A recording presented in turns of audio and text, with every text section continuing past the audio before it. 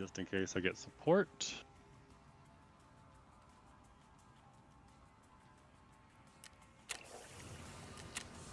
Rush. Do I own Leona? Probably own Leona. Don't see her here.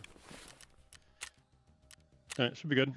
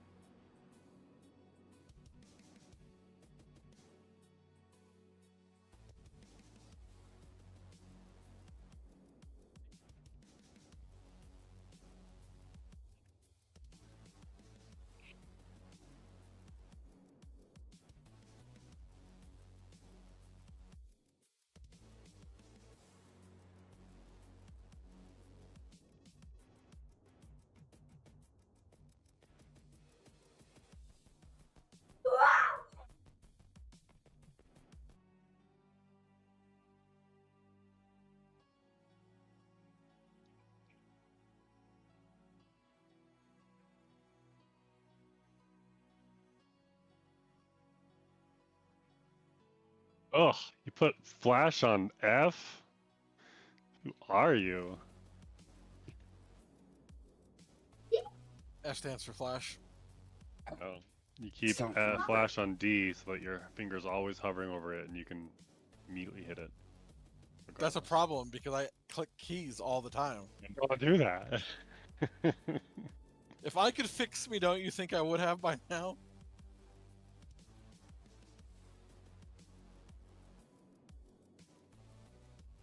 Sounds like it.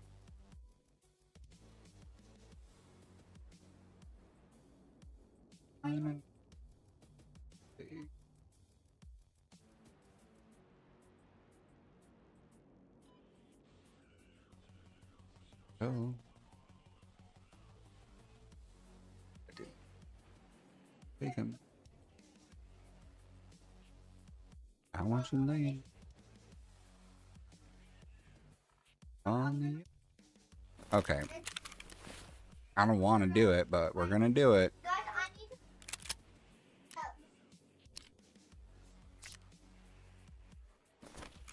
You have me kissing the ground in the sanctuary.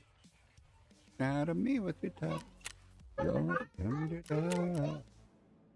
Be up in the clouds. Jealous on the fire. Oh, that. Oh, that. That. Pretty. I'll take right. All right, we need scav vest. Dead and buried, honey. Hey, I'm gonna get Oh found. my gosh! What? This isn't working. Okay, we gotta fix that. Found. I got Oh, fucked masteries, but I'll just blame you.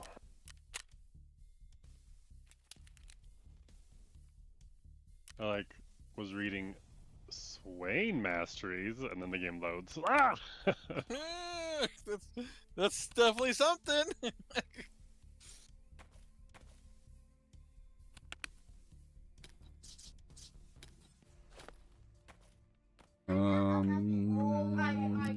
Go with that. And flashbang. I wonder if you have the setting that I like. I need to double check that.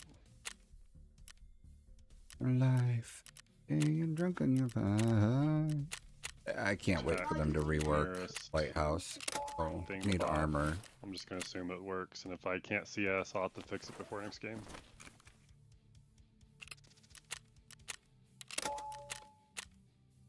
Oh, return me to die.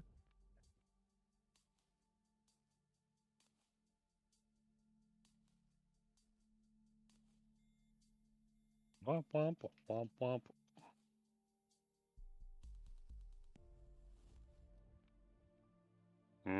Yeah, it's attacking the wrong one. That's fine though.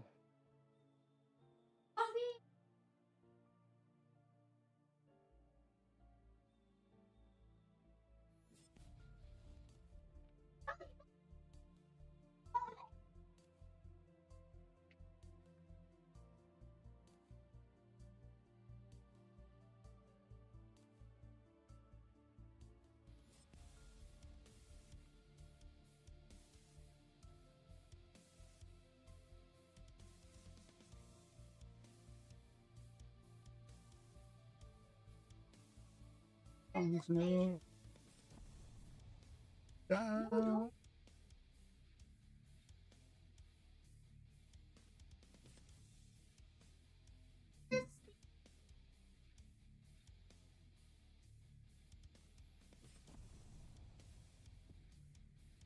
Uh-oh. Have some dropped frames. Why?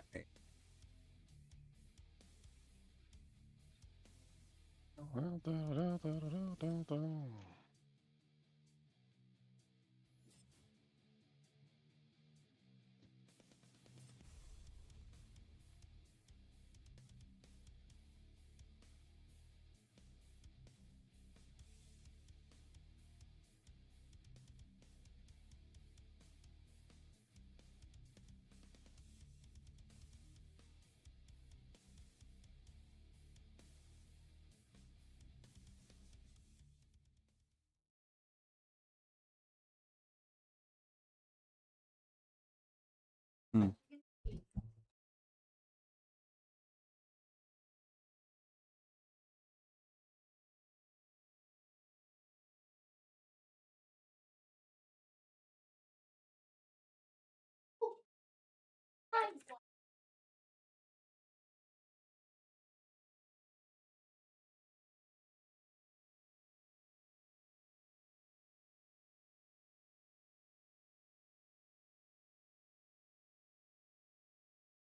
On. Go.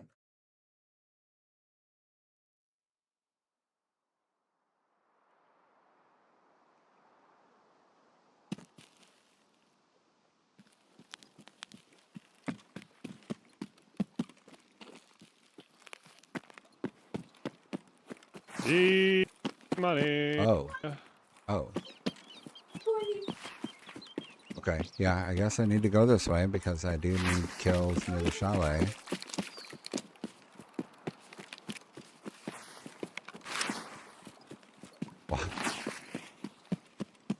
Why can this change between single fire and semi-auto? That doesn't even make sense.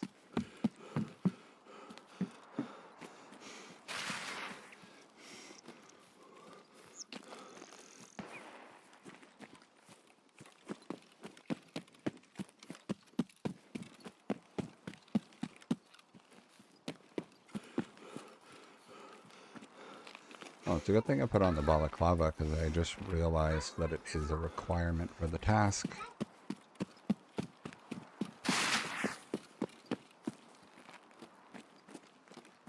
I haven't been on Lighthouse in a long time.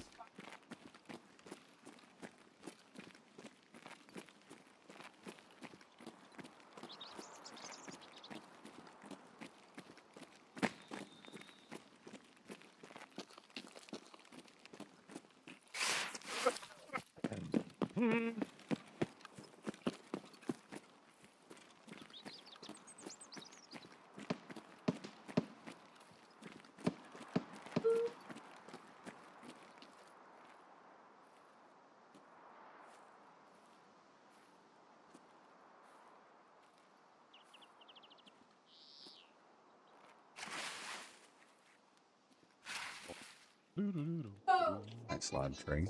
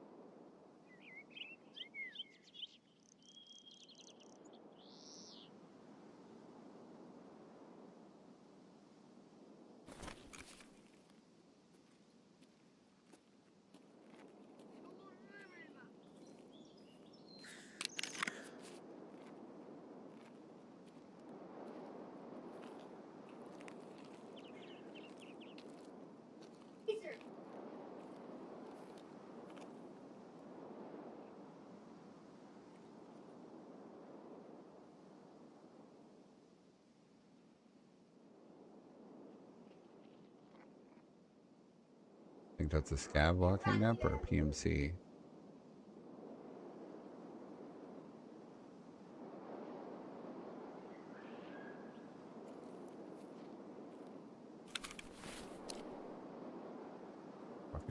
No pen. If I get a PMC, I am gonna have to go for legs.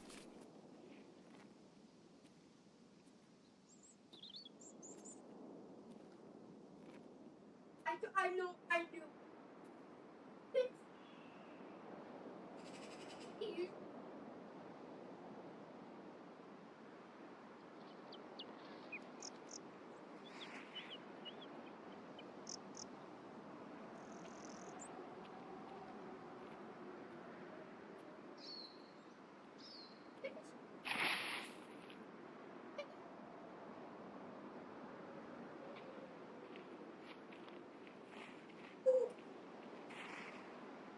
Gotta be a scav, right? Because it doesn't sound like he even ADS'd one.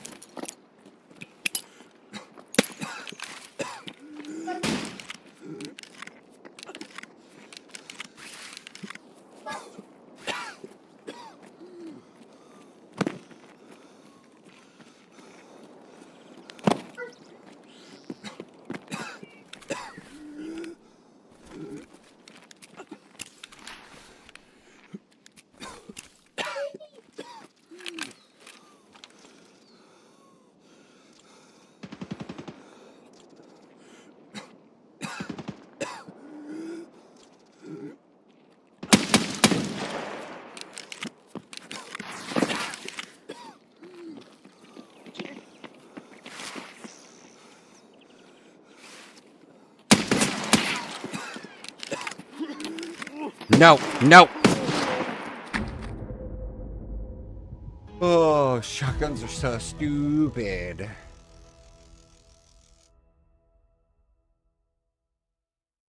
I just almost turned crescent. Hmm.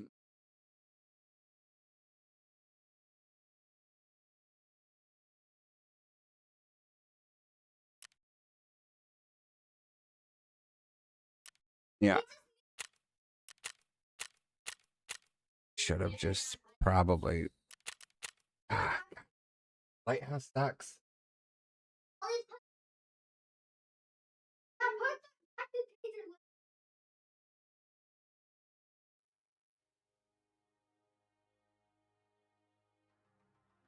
Oh, I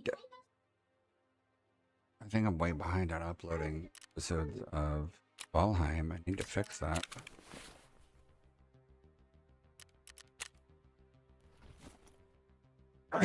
Oh, excuse me.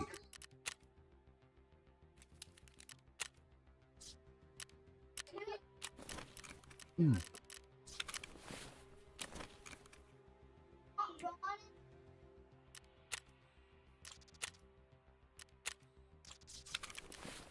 Have armor.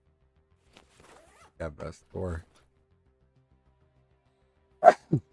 Excuse me. Okay, let's see if I own any shotguns. I don't think I do. Nope.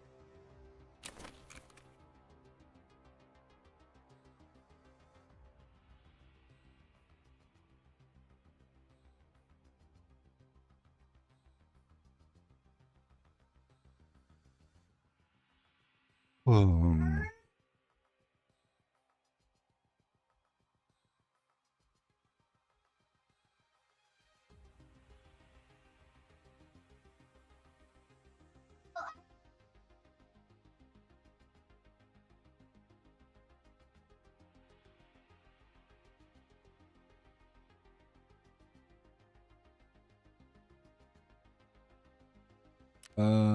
that That one's 35,000. Start. That one's 29.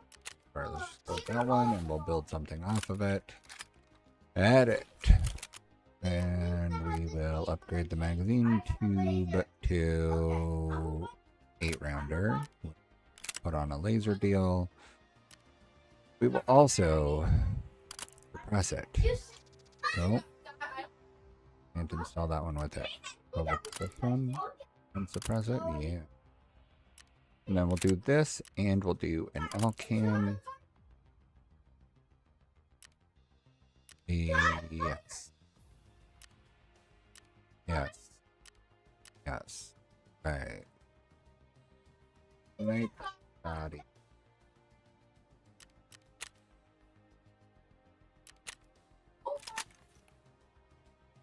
Let's see. Save a little bit of money. Okay, and then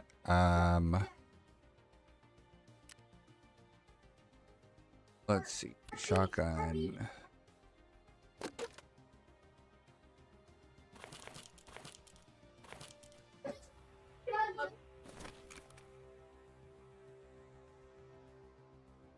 Can't barter for AP20.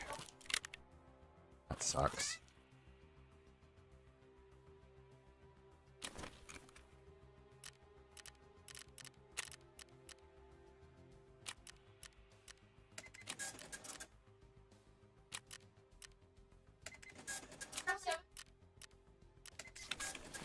Okay, we'll do this and this. That. And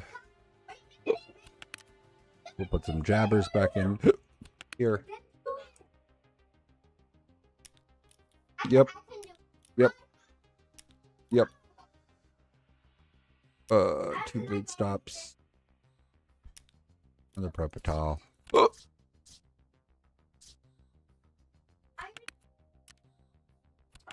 Food just in case it's needed, and I don't need the other injector case for right now.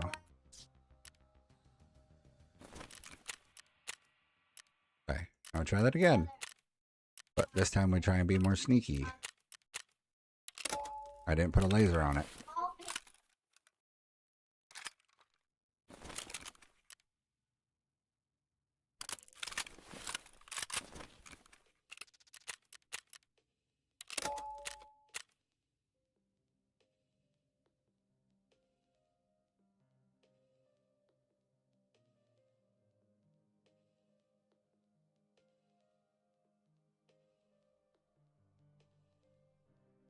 Ugh.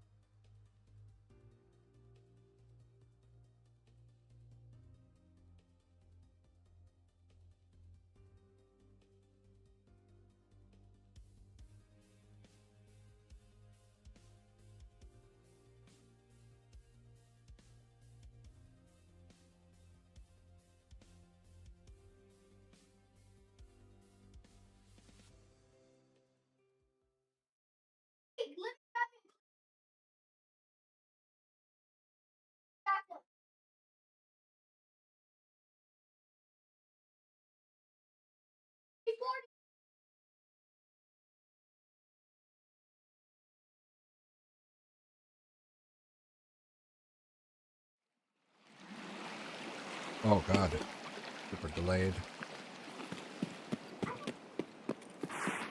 Well, not super delayed at the buzzer, but it didn't give me the option to be there as the part of the countdown.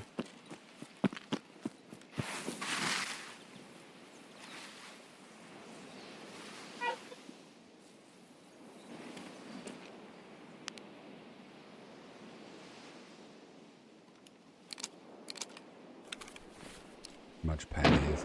They have shit pen now. They used to full clear. At least level 5 back in the day.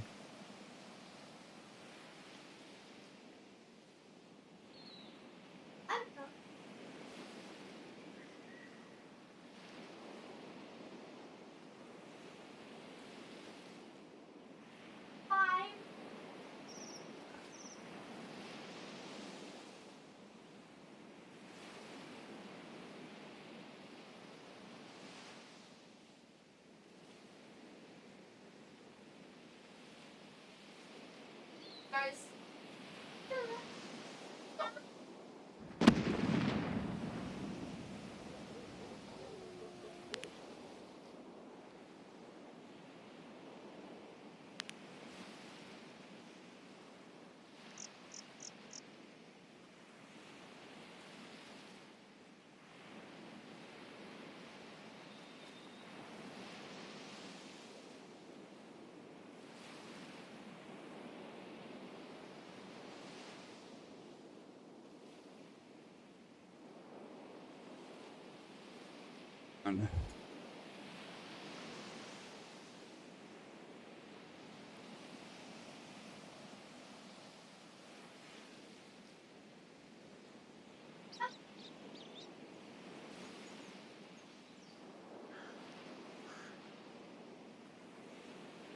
Fuck off bottom, I guess, and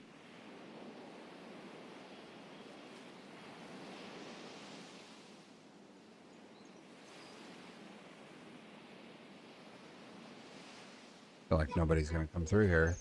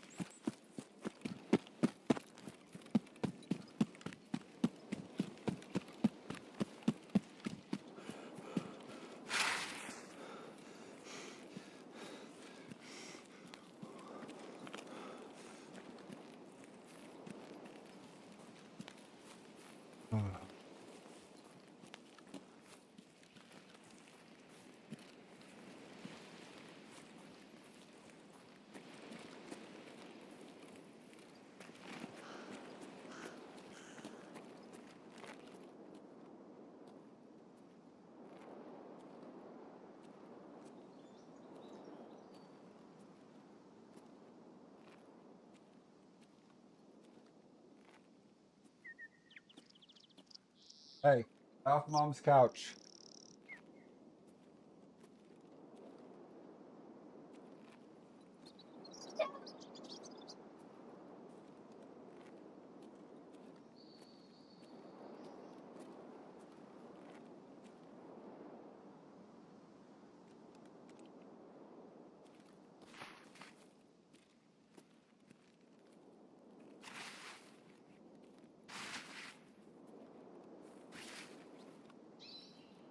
Hey, off mom's chair.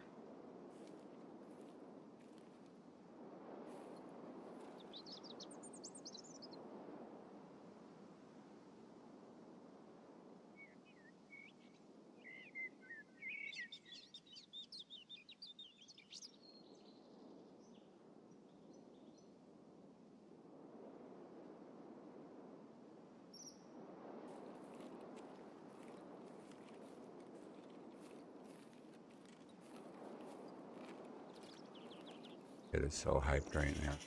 Sprinting around.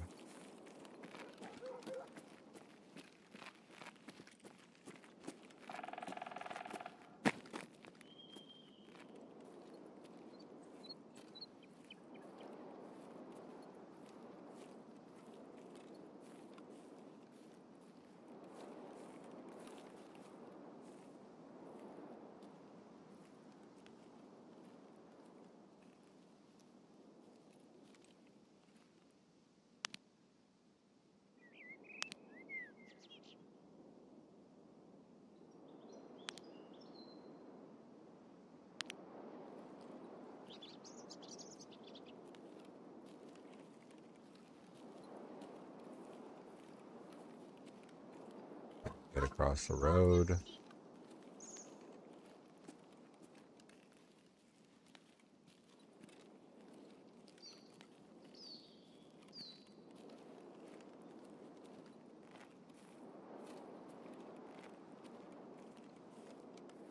Honestly, until Lighthouse doesn't suck as a map, they should change every task that like is killing stuff on on Lighthouse to just anywhere. This is Escape from Tarkov, Garrett.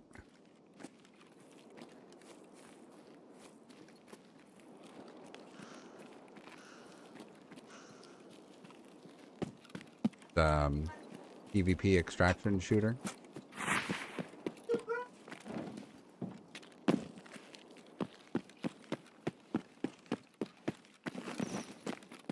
Well, it's PvP or PvE. I am just playing on the PvP side of things.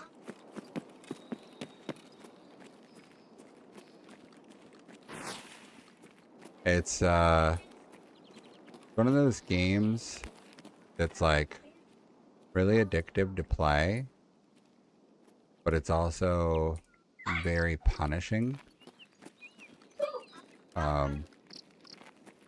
Whatever you take into a raid is at risk to be lost.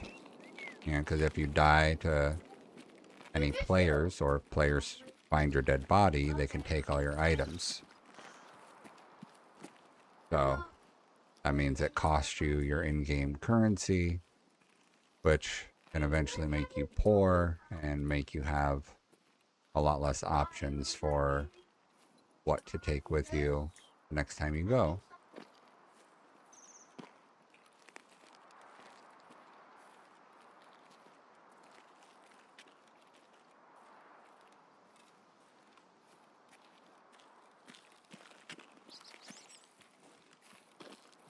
I've only played on the PvP side.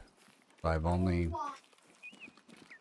right, so on the PvP side, there is players that you will play against.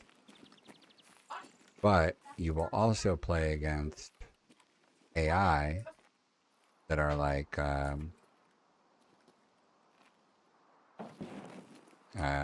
locals, like local militia kind of dudes.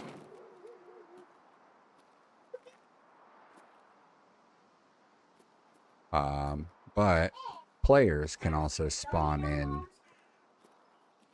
using, we call them scavs, the local militia scavenger type characters. They're not military. They are kind of paramilitary. But they've got basically like whatever leftover gear was around, you know, from before, from previous conflicts in their territory or whatever. So it is a more realistic approach to games.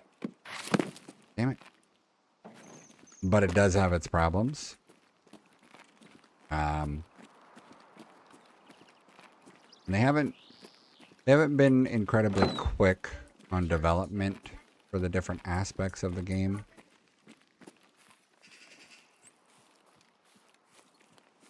So like vaulting to be able to climb over stuff instead of just generically jumping at it. Vaulting was only added, I don't know, 2 years ago or something. So they, you know, they've come a long way with what they've added and what they've changed over the years. But they haven't been incredibly quick with it. There are still cheaters to contend with at times. I don't think that the cheating is as big of an issue as other people make it out to be. You know, some people make it sound like every other raid, like 50% of the time, they encounter a cheater. And I don't think that that's true. I don't think that that's statistically possible. I would say at this point for me, maybe 1 out of every 20 raids, I feel like I encounter a cheater.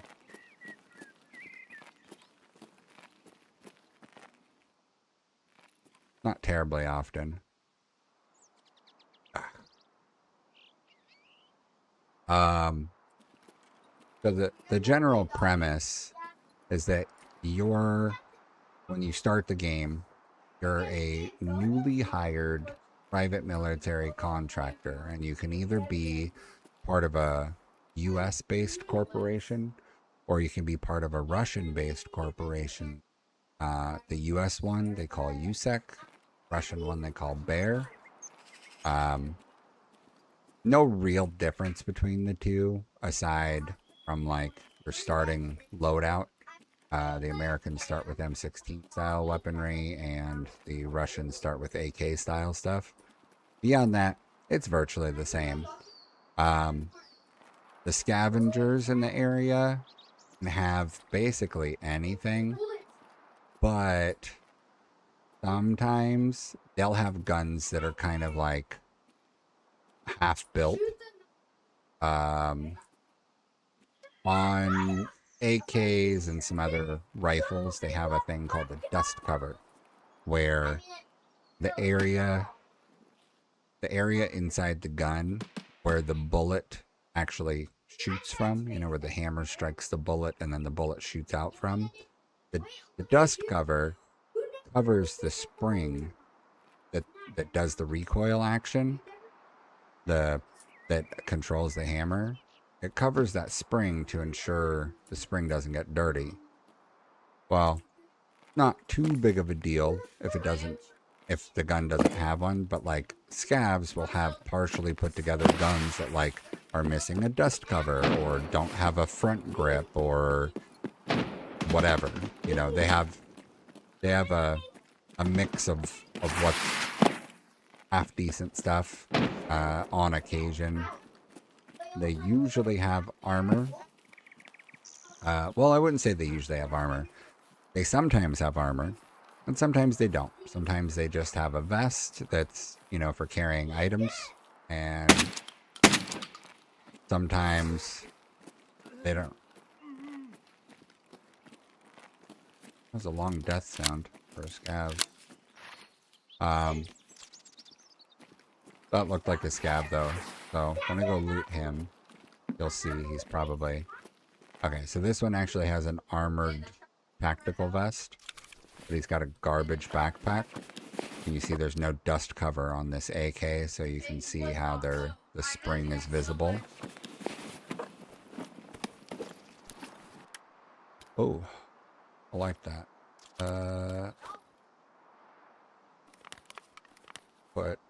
Put that there.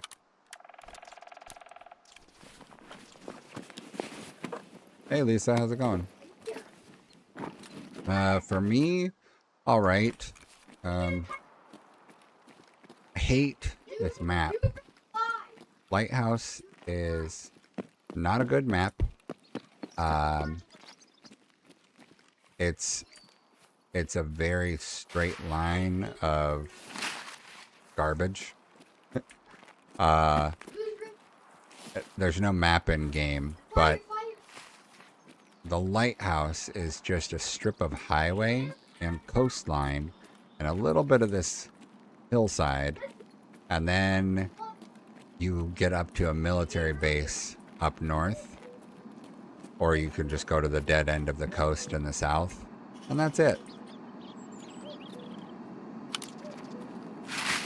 I play Tarkov, and I recently got back into Battlefield 6, and then I play Valheim a lot of Valheim.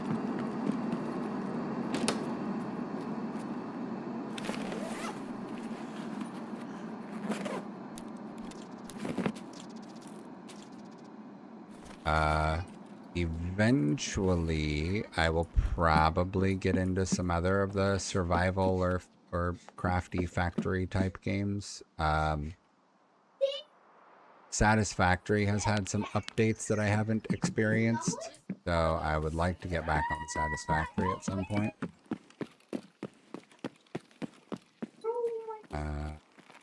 Trying to think what else. Oh, I just started.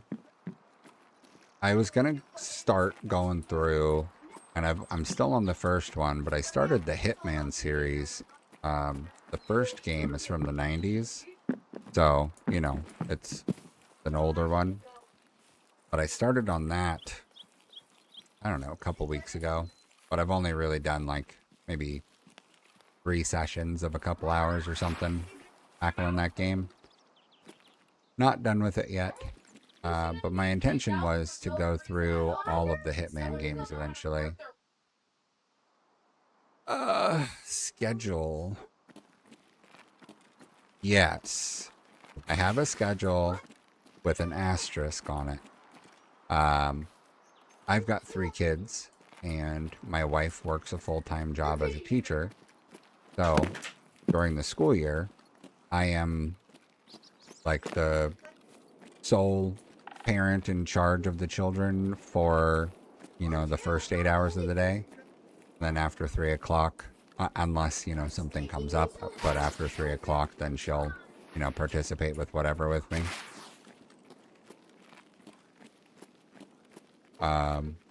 So my schedule so far, not during summer vacation, has been pretty much like 8:30 in the morning Pacific time until about 2:30 in the afternoon Pacific time.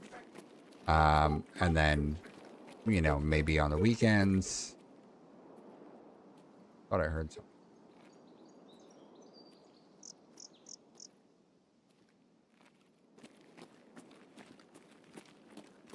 I mean, it can be a lot at times, but it's fine. It is what it is. I got hurt when I was in the military. Nothing traumatic, but my body, you know, disagreed with basic training. And after basic training, I spent another year in service while they tried to help fix things so that I could continue with my contract.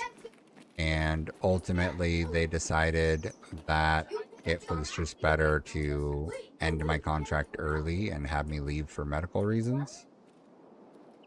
So, I was in for like a little over a year in the military and then got discharged.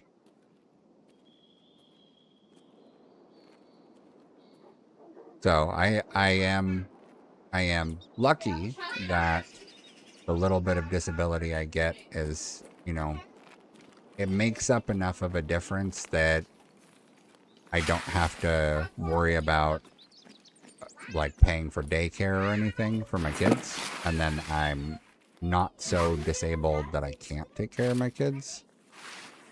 But it is stuff that's affected me every day for 17 years now. So, you know, that's the big downside of it. Lisa, definitely variety of games, although I am primarily playing 3 things these days. And then right now, it's summer vacation, so my kids are home, which is why you can hear so much going on. It is 4 p.m. too, though, but you can hear all of the stuff around me. It's because the kids are on their computers too. I have a hard time sleeping, so during the summer, my wife usually lets me like catch up on sleep, and then once the school year starts, I'll go back to the usual routine of, you know, 6 or 7 hours of sleep maybe every night. Oh, floor above me.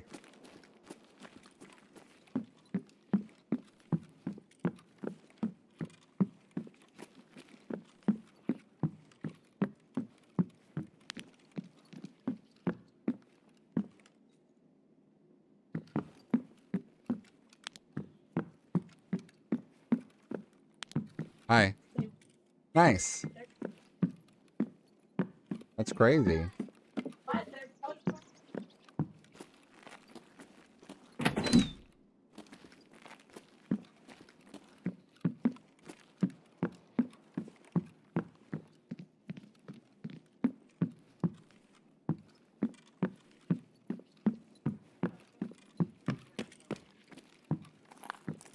think somebody's in here. I think a player's in here.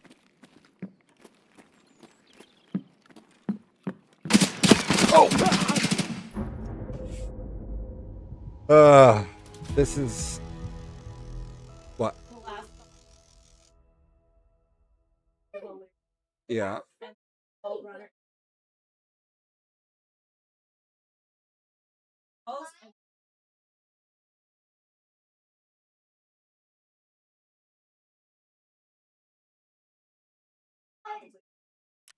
Interesting. 16,000 hours in this game. I thought I had a lot with 5,200. This dude has 16,000 hours. He's level 51 and he isn't prestiged at all. I don't understand. That is so much time online. It's a terrible KD though. I don't know. That's an interesting one. This is Escape from Tarkov, Corbin. And yeah, I get summer vacation is a good break from the normal, and since she's a teacher and I you know, disability stuff, I am at least home for summer vacation with the kids. And as the stream title says, I am 43 days away from getting surgery. So hopefully that will help. Gotta redress.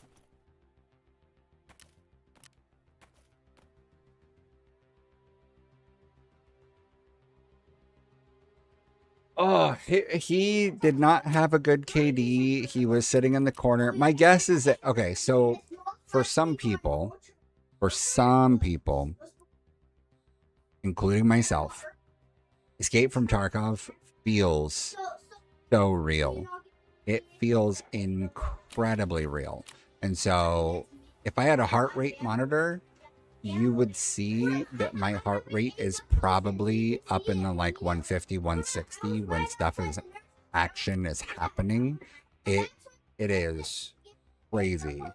And so I'm imagining that guy also gets that same kind of thing, which is why he was hiding in a building, because that ensures him a little bit more security being in the building, waiting for people to come to him and being cautious to make moves compared to, you know, where I went into the building looking for stuff to kill. Thanks, Lisa. I appreciate it. And yeah, Corvin, hopefully recovery goes well. It's gonna be interesting because I'll still have to go pick up the kids. Luckily, we're doing surgery on my left hip first, and you know, I use my right foot to drive. So I'll still have to do, you know, pick up and drop off stuff with the kids and all that stuff, helping get them ready in the morning. Thankfully, all my kids are old enough to get themselves ready.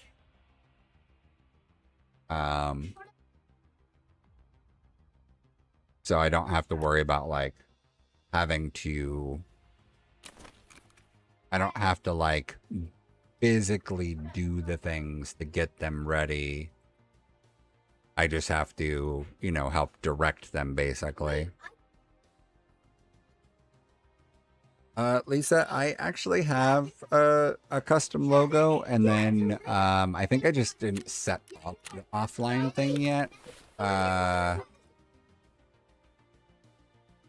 Actually, I was supposed to get sent something as an offline thing, I think.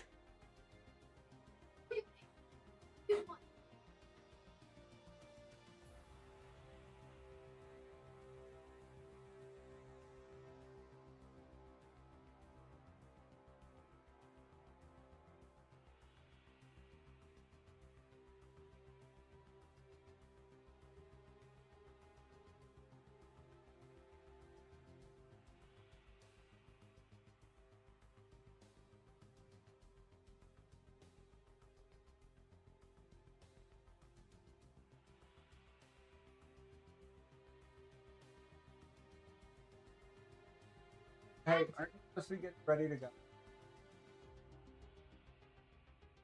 Okay, well, close the door for me. I need to rebuild the shotgun. Oh, that's cool, Lisa. What, anything specific that you do? Oh, yeah. First-person shooters can be very, very intense. Tarkov is just... Tarkov is weird because it's got a extra, like, realism factor because it's real-world weapons and all of these things, you know? So it's like... There is some extra vibe of realism that comes from Tarkov compared to a lot of other shooters that I've played. Yuck.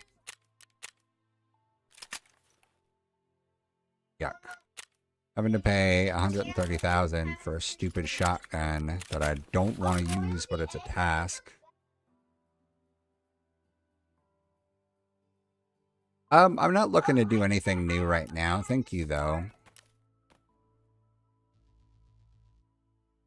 I have quite a bit of art currently, and then I'm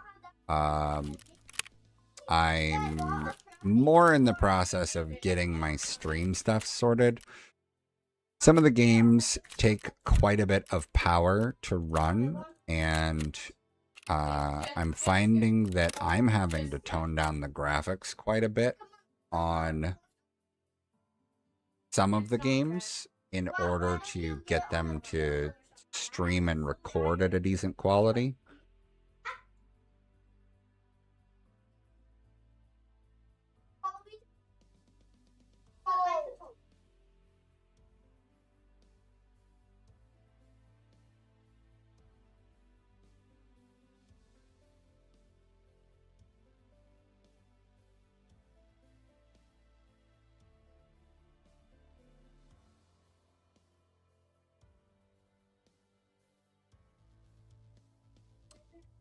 So Corvin, I had an artist that did some stuff for me. So I've got some of the art on YouTube that was done for me, and then I've got some stuff set up on Twitch. I'm still waiting for the offline. There should be an offline animation or a still image. I don't remember which. My thumbnails that I use on YouTube, I just generate thumbnails with AI using, so like there's the thumbnail for my YouTube stuff. It's got like a cartoon graphic that looks like me, or, you know, maybe a slightly in better shape than me, but me. That was done by an artist, and then I've used that with AI to get like game specific thumbnails for when I'm going live on YouTube and stuff. On Twitch, there's some of the stuff is set up on there. And then since I'm streaming on both of those platforms at the same time, I am getting chat from both of them. So there is Lisa's talking to me in Twitch chat, and then Corvin, you're over in YouTube chat.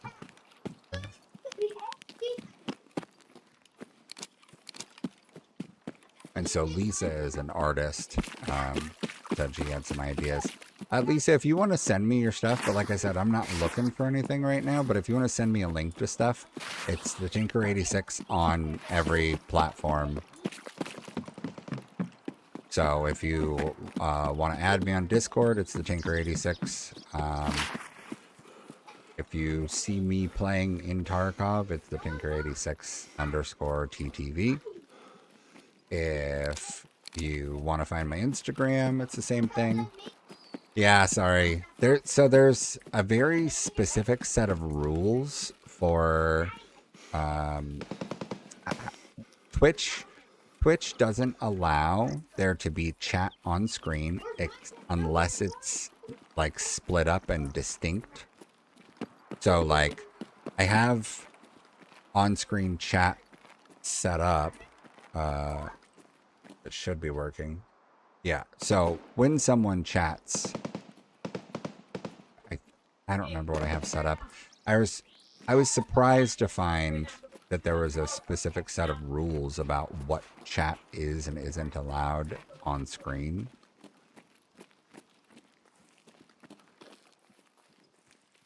And then it's also tough too because like some of the services have like a built-in on-screen chat function and then some of them don't. So then it's a matter of trying to figure out which ones to use the built-in function on and which ones not to.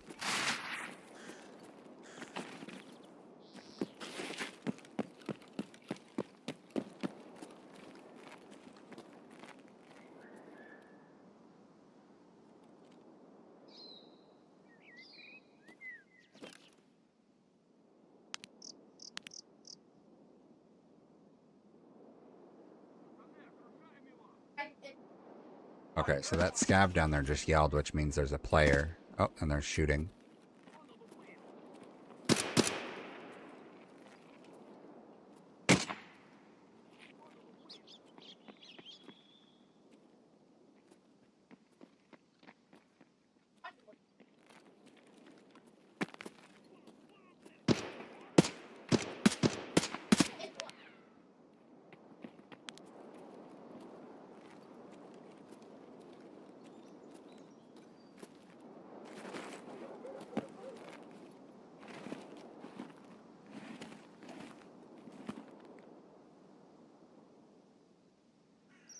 I don't know why that guy had night vision on. But that was two of them. Yeah, it's the Tinker86 on everything. On Twitch, it's the same thing, Tinker86. The Tinker86.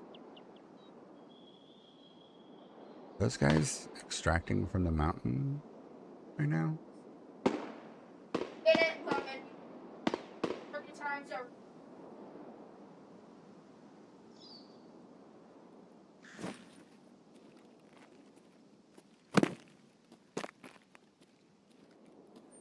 So, I don't know what you said. Overwatch. I've never played Overwatch, so I'm not terribly familiar. But my understanding of Overwatch is that it's like unique characters that get to have their own like unique abilities while also being a first-person shooter.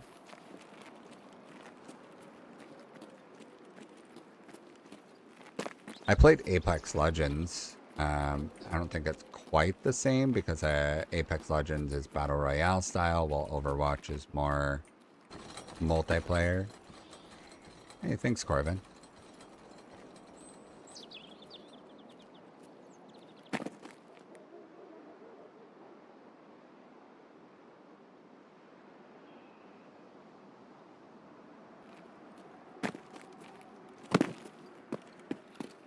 So Tarkov has this other kind of specific set of rules that you have to deal with.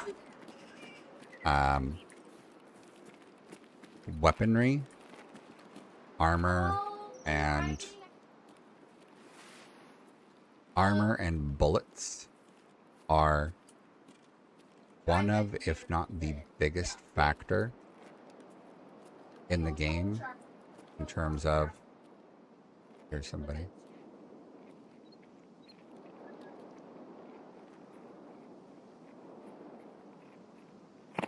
Might be the two guys from before. Danger.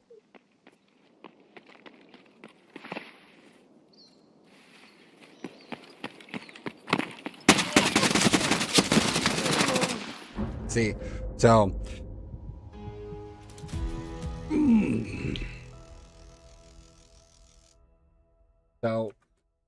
one of the things that is nice about Tarkov, because it's a unique aspect of a game that isn't particularly common elsewhere, is also one of the more tedious and annoying things.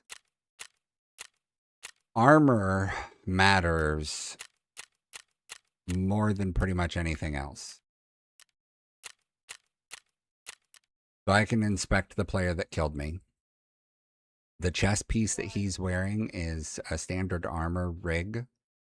Well, he's wearing an armor, but it comes as a level 5 armor, and you can put a level 6 plate in it. I can't inspect entirely. Heart rate. I can't inspect the hardcore details to know exactly what he had, but I know that I did 431 armor damage to him based on what it shows on screen here. And I did 264 flesh damage. So that means that I hit him in the chest and he absorbed 2 times more damage than I did to him. Blah. Different weapons have a huge, just like real life, different weapons have a huge variety of bullets. So totally fine, get it. The problem is that not every weapon has something that can out damage the given armor you might be going against. I'm gonna take that one. That guy posted this for 50,000 and it's like good to go. So I've been trying to use slugs, and I think what I'm gonna do is switch to flesh rounds. So I'll show you. Hold 1 second. If so, Tarkov is only on PC. There's no port yet for what ammo? There's no port over yet. FTF. This is a slug. So there's no port over yet for. How do I get the ammo out of them? Oh, there we go. So there's no port over yet for consoles, which is, you know, is what it is, and I don't know what it would take or how long it would take before they'd actually integrate it with consoles. But the shotgun ammo that's available, if I do a linked search on the shotgun, I can go look at all of the ammunition that's available. This is all the stuff that is completely possible to be used on the weapon. So there's a bunch of variety of slugs. The slug does 197 damage, but it can full clear level 1 and 2 armor, and it can sometimes clear level 3 armor, but it has virtually no chance of clearing level 4, 5, or 6. And most people are wearing level 5 armor, at the very least level 4 if they're like new to the game. So what I might need to do is go with like the highest flesh chance for killing. So there's an armor or ammo and armor chart online. This says that rip damage, rip ammo is the highest flesh ammo. It does 265 by itself. So this is a small, I think this is a small slug, but it's a, I don't know that that's as effective. Oh, that, yeah, that's 12 gauge slugs. Let me see this. Let's see, buckshot. Buckshot is 8 by 37. Magnum buck is 8 by 50. I feel like Magnum buck would be the way to go.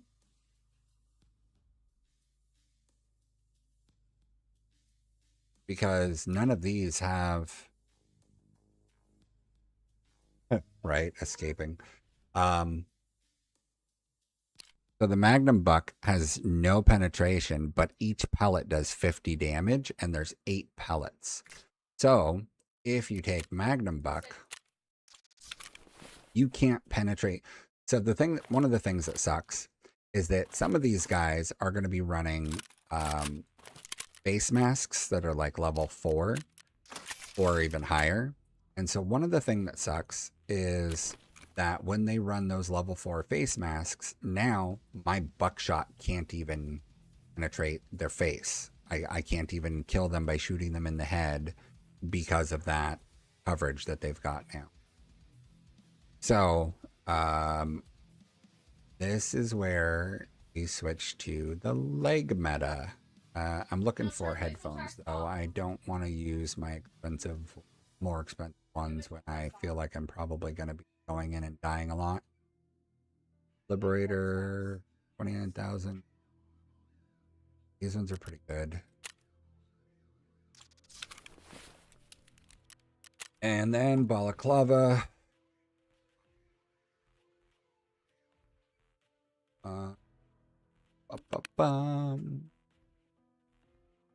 Yeah, so the majority of the face masks that do have face protection, they are face only and not the back of the head.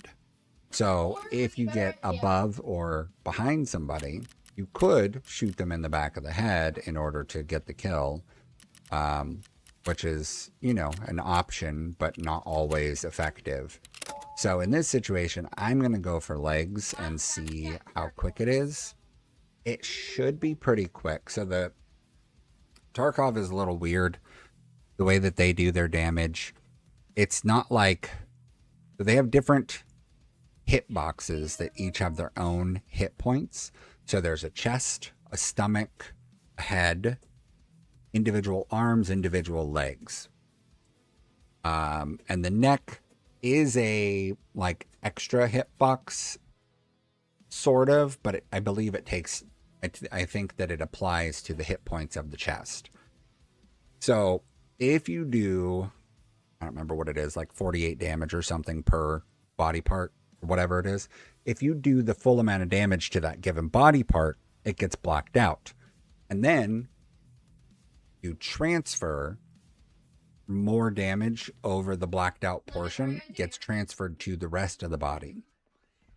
So one strategy, if you can't afford ammo or don't have access to ammo that can penetrate through armors to be able to shoot people in the chest and face and kill them quickly, one strategy is to go with a ammo that can't penetrate anything, but does a really high amount of flesh damage. Yeah, so when you first start in Tarkov, you don't have access to any of the nicer ammunitions because you're a low-level military contractor. You're not given access to all that stuff. So, as a go-around, when you first start, you buy whatever the cheapest ammo is, which is usually the highest flesh damage. So, like, say I'm running an MP5, just a classic MP5. I have 9mm ammo, and I don't have access to the penetrating stuff. And the pen stuff only goes through level 5 sometimes, but doesn't go through level 6 hardly at all. So you get the cheap ammo. What's weird is the penetrating ammo, the stuff that's got like a, you know, a steel tip to it that can penetrate through armors. Those only do like, for the 9mm, they say maybe they do like 45 damage each. If you go with the high flesh damage stuff, they're doing like 87 damage per bullet. So you shoot somebody in the legs and get like 7 rounds into them, they drop. So it's a highly effective way. The problem is that a lot of times when you get into the mobility of things, if people are peeking a corner, only exposing their chest and face, you're less likely to shoot them in the legs because they're not exposing it. I was in the Army, U.S. Army.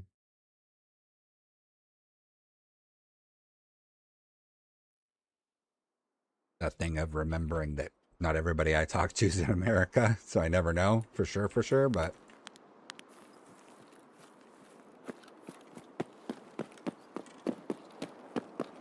okay, so this is basically exactly where I died last time.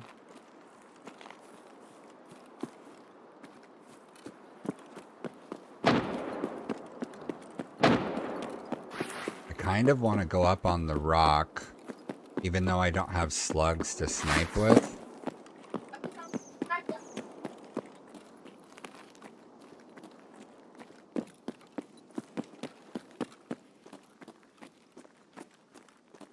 I'm anticipating that someone might be coming through. Come on, climb, climb, climb, climb, climb, climb, climb.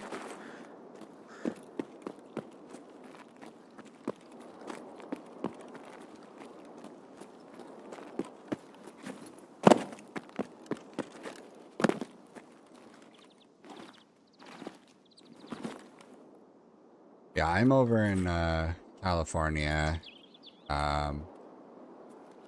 Technically Northern California, I guess, because when somebody decided how they were dividing the Californias, they made some weird choices. I'm a little ways north of Sacramento. It's just weird because whoever decided on how... Oh shit. Somebody running at that other building over there. Whoever decided... whoever made the decision for what's going to be considered North California and what's going to be considered Southern California, they basically took like LA and San Diego and are like, yep, that's the southern part. Everything else is the northern part. And it's like, okay, but those are in the southernmost part of the state. We don't have anything that we call Central California around here. We don't even call anything Western California or Eastern California. It's either north or south. And it's really just LA area and then everything above it. I think LA and San Diego are the cutoff of Southern California. And then everything. So like San Francisco, which is not much further. I mean, it's a little ways further, but it's not much further north from LA. San Francisco is considered, they call it the Bay Area, but it's part of Northern California also. And of course, the Bay Area is like San Francisco, San Jose, blah, blah, blah. So many smaller places up there too. Somebody had run over there.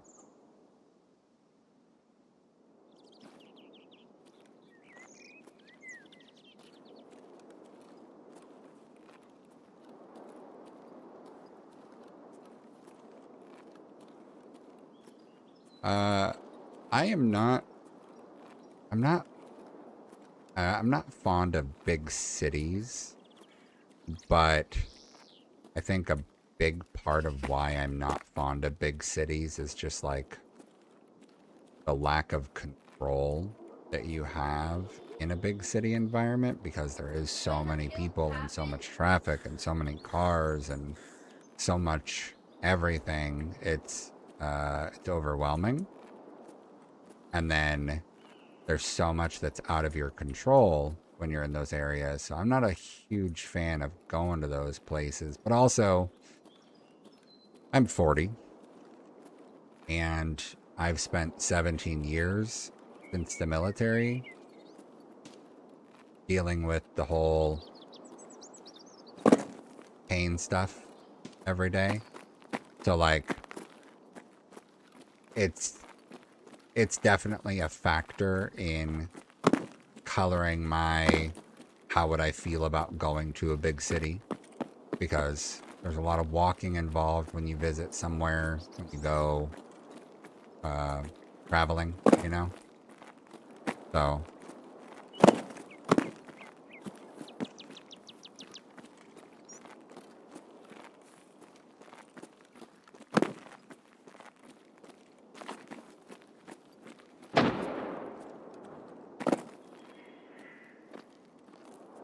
we're a rural small town, like family farms. So we've got a couple small cities, but we are a pretty decent farm area around here in this part of California. But I think it's one of those. So we're not. My city that I grew up in is not so small that we really have small town drama per se.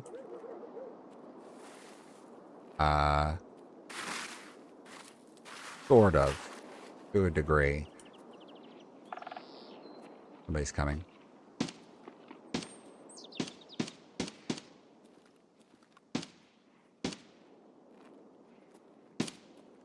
Try and sneak up on this guy.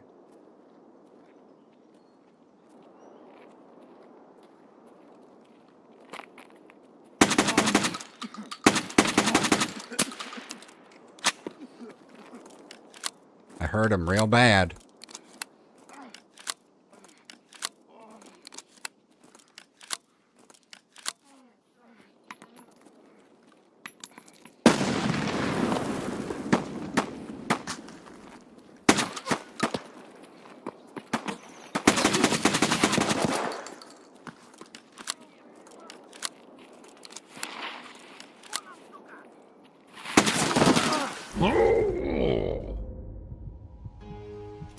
Oh, yeah, your town is so small that there is one stoplight. So we've got towns like that nearby, but we're kind of a cluster of small towns over here.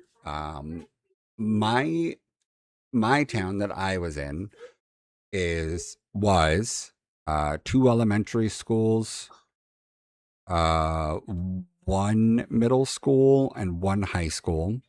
My high school graduating class, I think, was like 400 and something.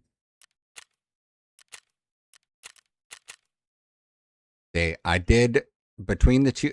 I tried to shoot too fast.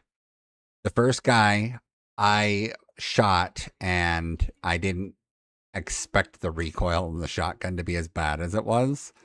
So the next couple rounds, I think, hit him in the vest, accounting for a large portion of this. So I shot 18 times, and 18 times 8 pellets, and I only got 29 total hits. So that's not good. But I did do 676 flesh damage amongst the 2 guys. I just didn't get a kill on either. And yes, you can cause people to bleed to death. There is, oh god, keep double clicking. There is light bleeds, heavy bleeds, fractures. Those are all things that can affect the person, the player.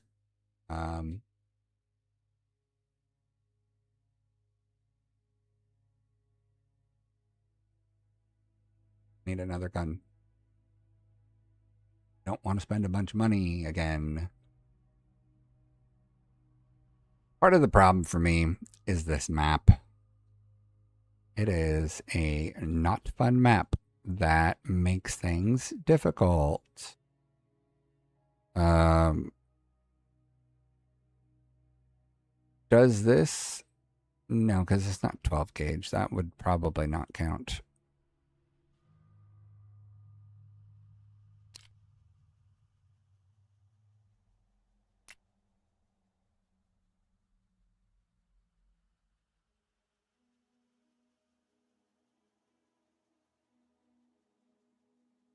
Oh, I hate this task. It's so stupid.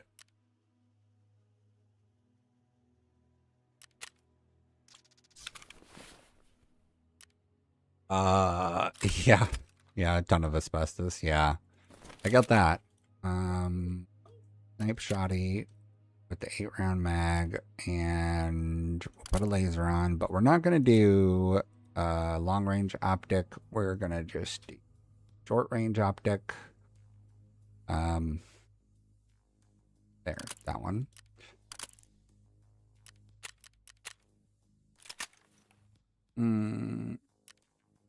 Yeah, saving 60,000 nearly. Let me try looking at, I want to look up something and see. I don't know if, so there's these other 2 ammo types. I don't think Flechette has that high of a penetration anymore, and neither does Piranha. Yeah, they nerfed the pen on those, but they are 25 damage for 8 pellets. I feel like it can't I guess it does also cause big bleeds, so let's try that. But let me use the restroom and need to start rice. Oh, 50? Yeah, my girlfriend in high school, she had a graduating class of like 32 kids because she was rural farmland area, but she was only like a 20-minute drive down the highway from me. So it's not like it was a insane distance to have to travel or anything.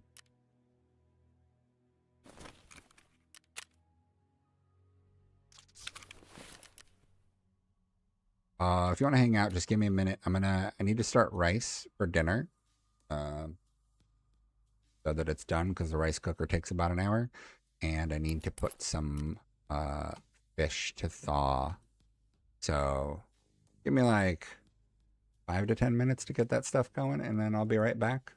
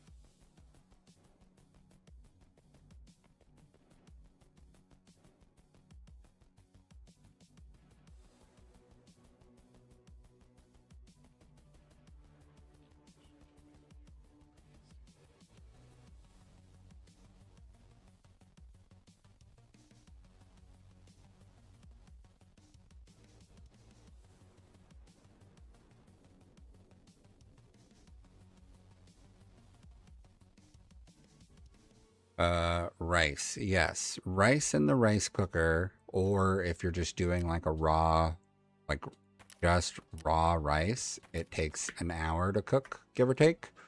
Um, every other rice is some form of like a pre-cooked rice that has already, been processed to some degree. We like the rice from the rice cooker.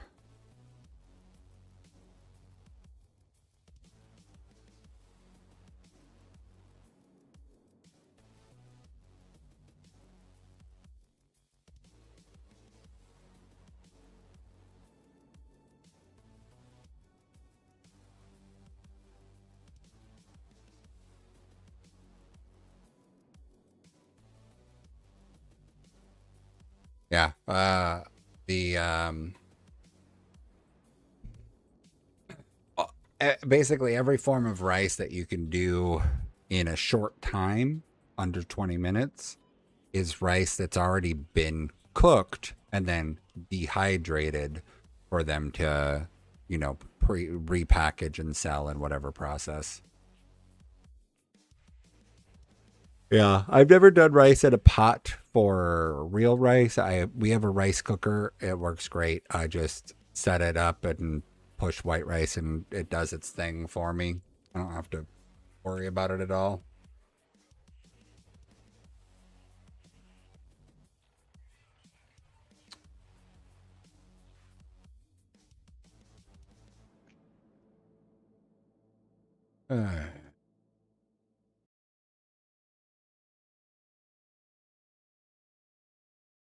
Yeah, I think it's one of those things that if you learned how to cook rice early on, then you'd probably never bother with a rice cooker. But I never made rice beyond instant rice up until just a few years ago. And my wife thought, you know what, I want to make. I think she bought it because she wanted to make sticky rice, and there was no like she couldn't find a recipe, I guess, for using instant rice to turn it into sticky rice because she wanted us to try making sushi at home. And we did. We weren't very good at rolling things. We got the hang of it after a few, but then we've only ever done that twice. So it was like one of those like without the muscle memory of doing it repeatedly, you end up doing the same mistakes every time you go to do it. But she was able to make sticky rice with the rice cooker, which really is just the amount of water that you use plus the rice vinegar.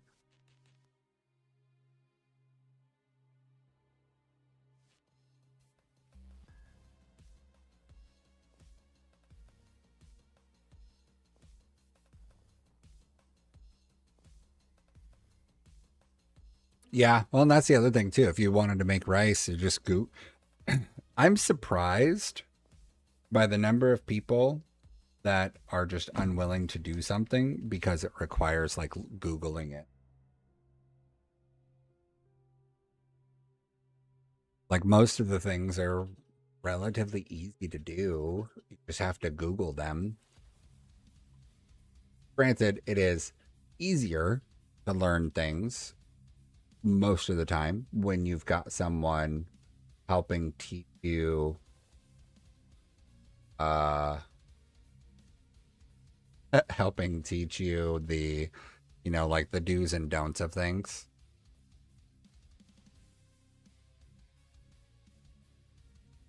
See, put in the rice you want and then measure the water with your finger.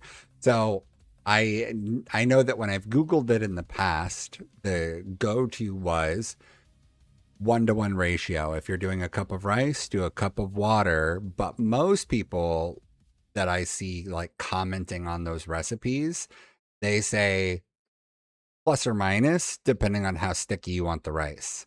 If you want the rice to be like wet and not stick together at all, you add a little extra water. And if you want the rice to be a little bit more like gummy side of things, you do a little less water and it's supposed to help keep it more on the sticky side.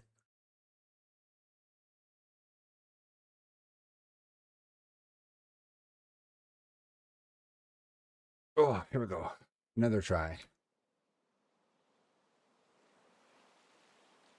Washing the rice was one of the things that I was actually surprised about to find out. Like I never would have thought on my own, hey, I better wash this. But having washed it and see all of the stuff that comes off of rice when you wash it, it's like, oh, that makes total sense. Like, I don't know why this wasn't an immediate thought, especially because it's like, I wash everything else. I wash, you know, the green beans and the broccoli and whatever else. I wash all of these other things, and rice is just another crop. So, like, of course, definitely wash it. Yeah, the dust was the thing I noticed the most. Bugs, I'm sure that there are some dead bugs that occasionally get into it, but I think that factories do a pretty decent job of sorting out a lot of that stuff. But the dust, there's no way to get rid of it without washing the rice, and if they put water in the rice, then they'd have to go through the cooking process. Yeah, I've definitely had that happen before, which I remember just Googling and finding out that, yeah, if you got weevils in your rice, you can just wash them out. It's fine. Generally speaking, it doesn't hurt anything. It just, you know, seems icky.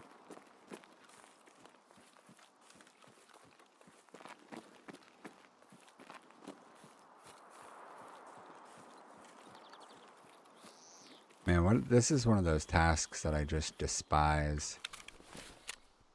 Bot tour part 7. That's still required, right?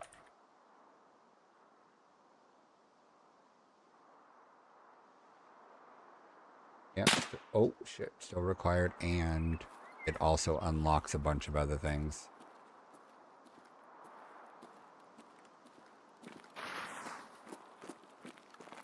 Mine's never, I mean, I believe it, for sure. Mine's never been infested, but we have had flour that had gotten, not overrun, but it got enough in it that it...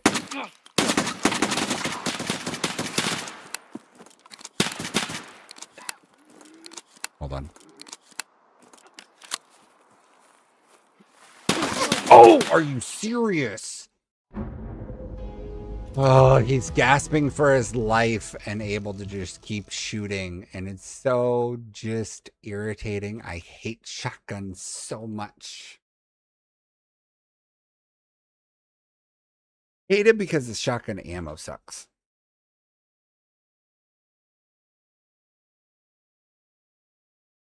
Level 56.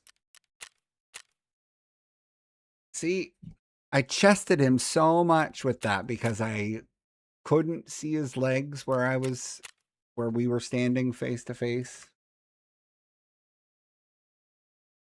Oh.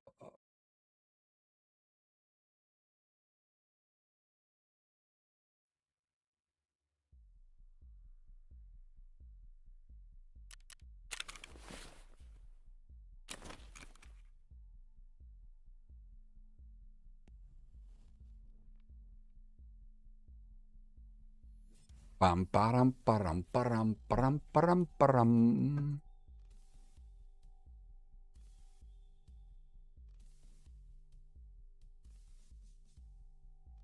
Nothing left to lose or use or do. My bad habits lead to you. Whoa.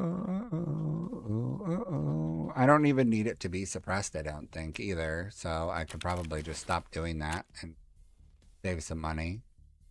12 gauge shotgun on Lighthouse. Balaclava scav vest. Yeah, doesn't even... Stupid.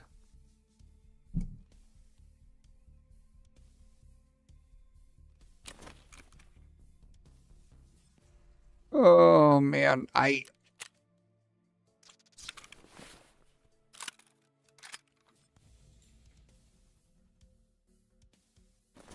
I'm so tired of this task. And I've only gone for, what, 4 runs now? Oh, man. See, so this is just like a high flesh slug. This is a high flesh slug. This is a no pen almost slug. Like, what? But you cut me open just to watch me bleed. I am doing 2 tasks at once here.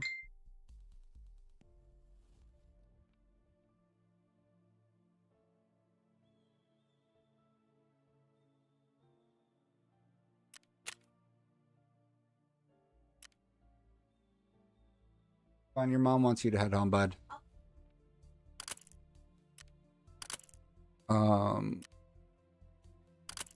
So there's 2 tasks. One is for me to kill scavs, just in general.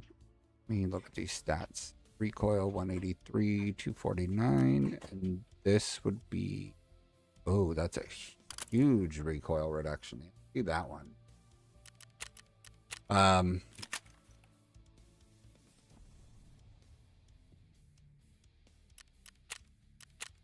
So one of them is for me to kill scavs up around those houses.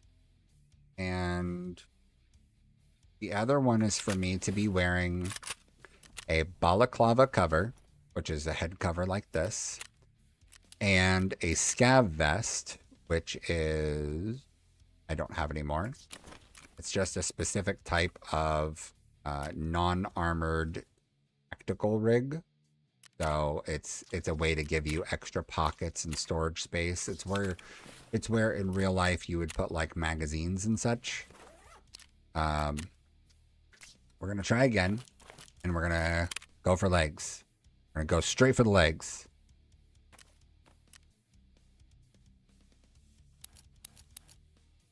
One, two,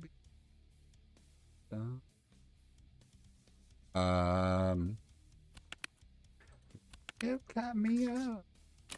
Let's buy a few more. There's an annoyance because, like, you have to buy the medical stuff that you use to heal yourself while you're playing the game. You have to buy food and drink to sustain yourself while you're playing the game. Your character, you want to have armor on to stop bullets because it gives you more time to live when you're getting shot at. If you aren't wearing armor, then you're taking full flesh damage no matter what you get hit by. Then you want to have headphones because in real life, there are headphones for tactical purposes where you can use them for communication between you and your teammates. You can have them tone down ultra loud sounds to a normal loudness, like you can hear it, but it's not blown out your ears. And that would be used for gunshot to prevent you from having your ears injured, damaged, but still being able to hear when somebody's talking next to you. So all of that's like a realistic aspect of things. And there is even some headphones that might have some slight amplification to them. But in Tarkov, they go like extreme with it. And they give you the option for the headphones to let you hear like twice as far as without headphones, which is insane.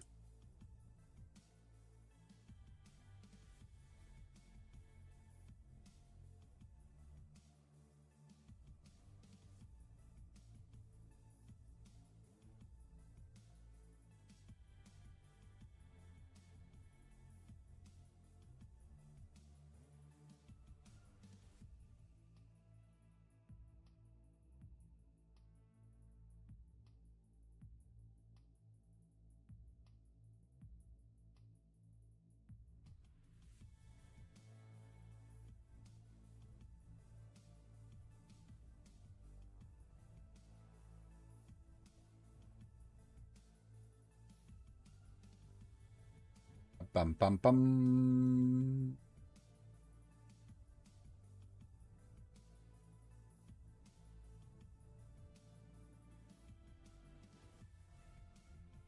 Yes, it is super useful, but it's also super unrealistic, which means that you're basically required to do it. It's like in any other game. If something is really, really good, a PvP games, for example, more specifically, because in PvE games, generally it doesn't matter how good a particular thing is. If it's PvE, you can usually get through with whatever you have, and you don't have to pick out like the best of the best thing.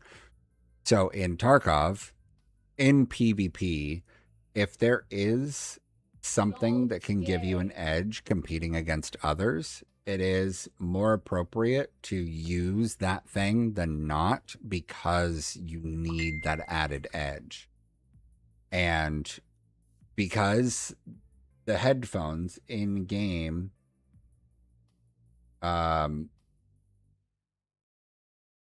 because the headphones in game give you such a audio range advantage. The last time, I'd have to look at the video, but it was a few months ago, January maybe, and I don't think that they've changed audio since then.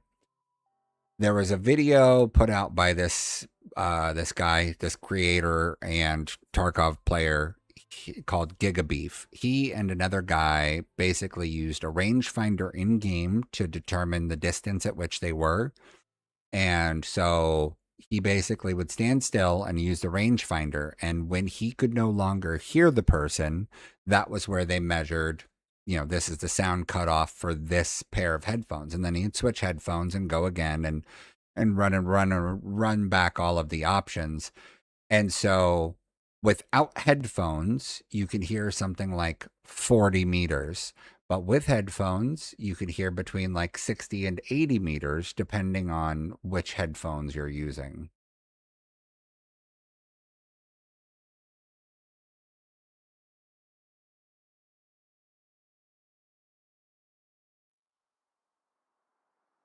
I think there's a guide online that has something for it. Okay. So with where I spawned over here, there is a good chance that somebody is going to be spawning in this direction, and then they're going to want to come my way. So if I take up a position here and wait, we'll know in just a second if we hear anyone. Oh.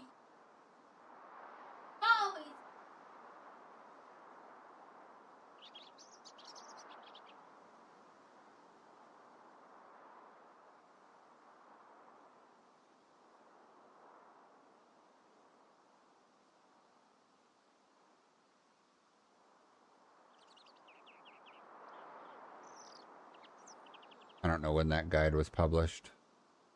But I'm looking at this other headphone listing guide, and I don't know when it was published, because I don't think that these are the appropriate results currently.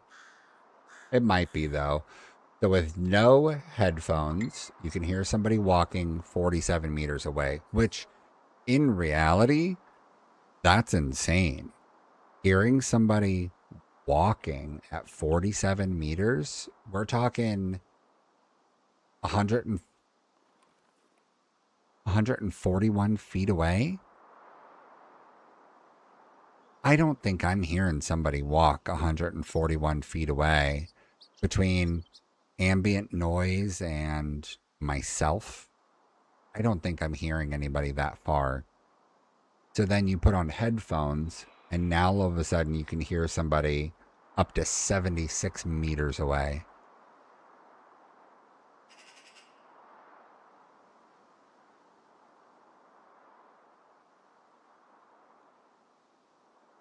I don't think that this is the current one, because I don't even see the Liberators on here. I don't think that's 2026.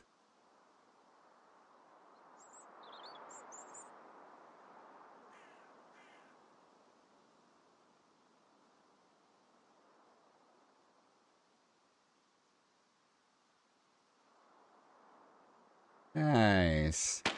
My wife just sent me this thing that we're huge nerds. I am way more nerd than she is. Not that it's a competition, but she's pretty fucking nerdy too. Oh shit, that's somebody up there. That's two somebodies.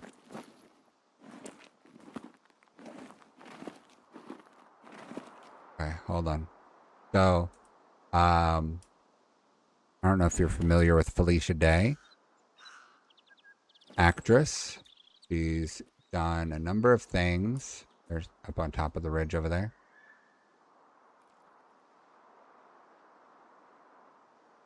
You guys. Okay, so Felicia Day was on the original Buffy the Vampire Slayer. In the very last season, she was in 5 or 6 episodes as a potential Slayer. And then, I guess shortly after that would have been when she started posting. She wrote and directed and acted in a series that she posted as like a web series. This would have been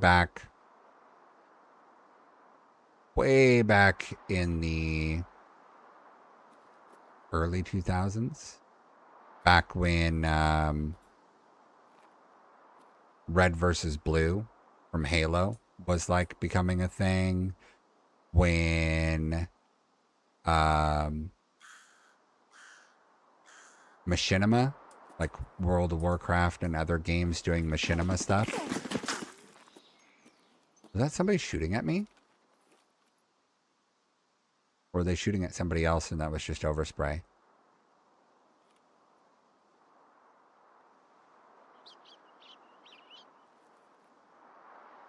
Guess we'll find out in a second.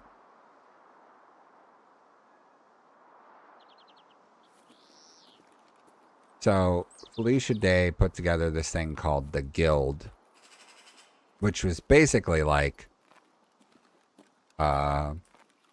she couldn't use the names of the actual games that she was referencing because, you know, she wanted to make sure that she wouldn't get in any trouble, and she also wanted to like make it not exclude any specific game group. If she kept it unique or vague, it would be like all inclusive to all MMO players. So she just called it the game.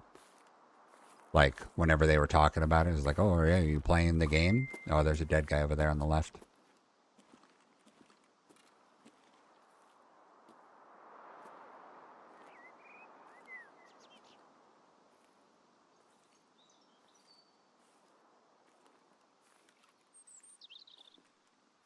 So she did it low budget webisode style, where she would record, you know, from her, not really. She would record from her like webcam as if she was doing a video diary for a portion of it. And then she would record actual scenes with a couple other, I assume that they were, you know, wanting to be actor people. I don't know if they were just friends of hers that wanted to be actors or what, but they ended up doing a bunch of little webisodes of this, the Guild, where it was her guild and they were, you know, doing something in the video game, but then they all met up in real life to talk about whatever was going on at the time. So this was all like 25 years ago. And Felicia Day, since then, has been in basically like every nerd show that there is, at least as a, you know, part-time guest appearance kind of thing.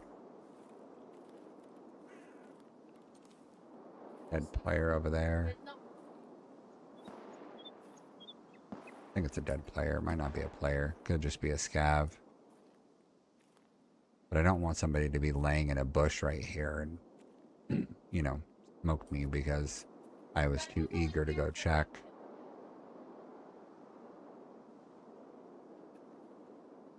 See him right there. He's big dead. Just hoping that somebody goes to loot him. Oh, here we go. Hear that running? Running and shooting.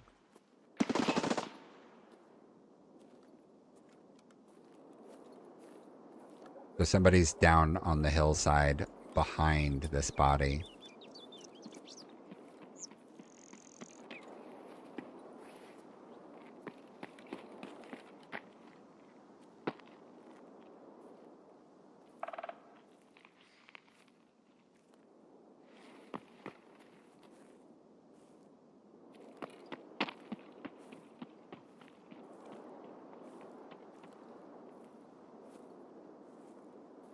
Looks like they looted and ran away.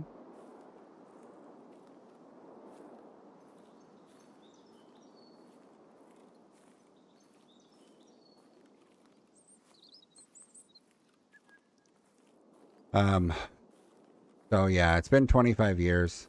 Oh, he's coming back.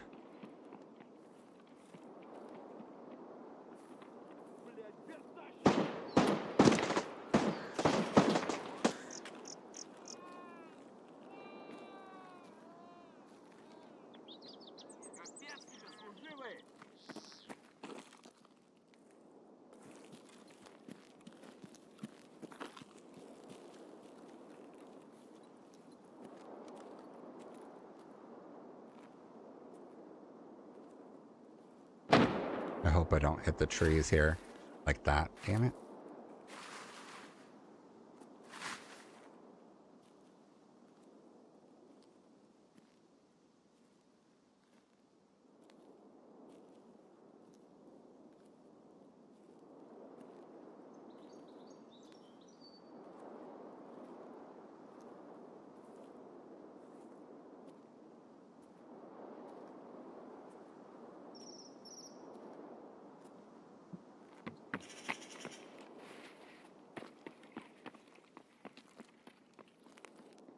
Damn, that dude's got the zoomies.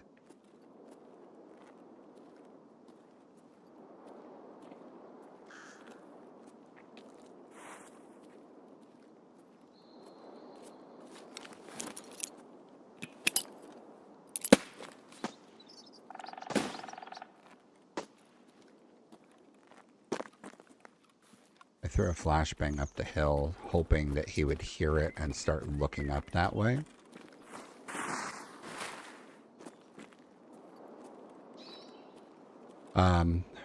So you can loot dead players. You can go into their bodies and go for their loot.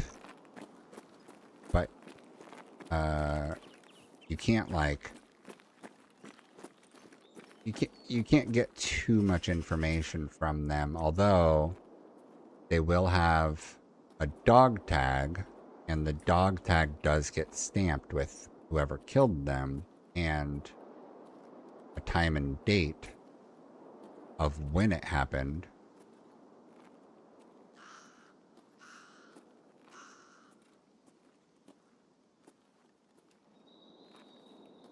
I think he ran off to the next building already.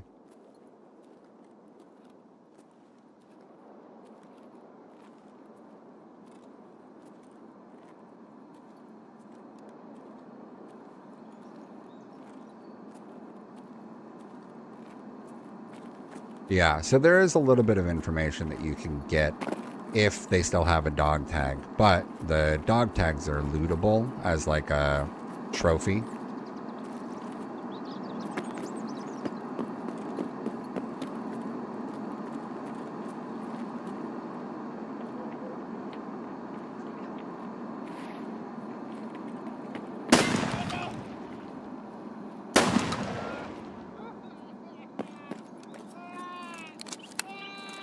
That was just a scav.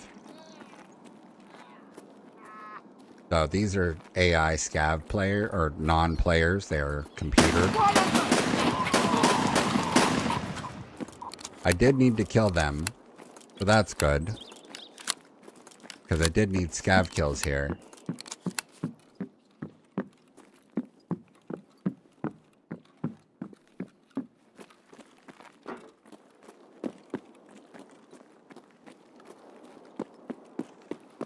But I'm almost done now with scav kills here, and I'm gonna need player kills.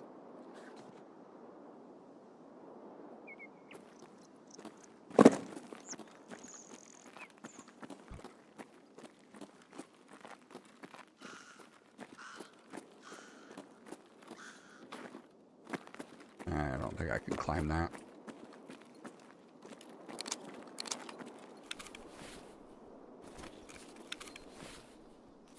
So, some of the other unrealistic aspects of this game is the way that they treat damage and medications and stuff. So, you saw me just take those pills. That's labeled as a bottle of ibuprofen. And if I get shot, let's say I don't take a medication. Let's say I am completely normal, right? I load into a raid and I'm running and someone shoots me and hits me in the leg. And it does a super big amount of damage to my leg. And my leg goes into what we call a blackout, where essentially the way that it's kind of phrased is that the limb is virtually useless. Didn't sound that far. Gotta be right down here somewhere. Oh. Gav on the road.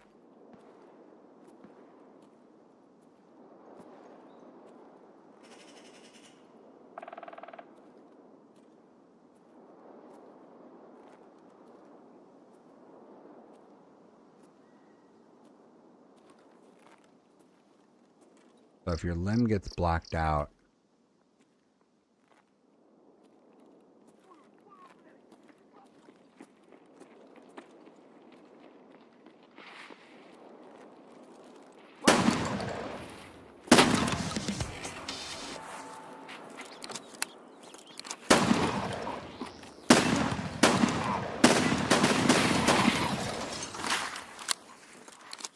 a bunch of scavs just came in.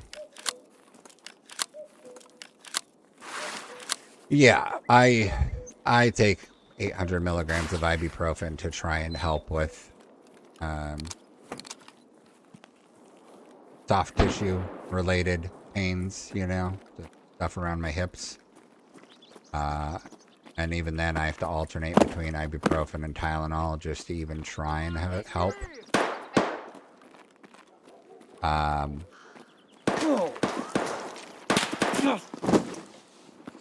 Really?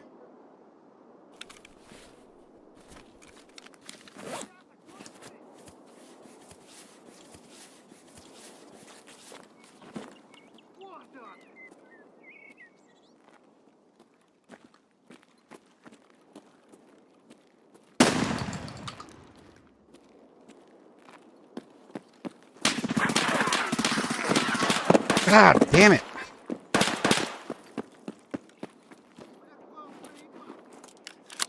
The players below me.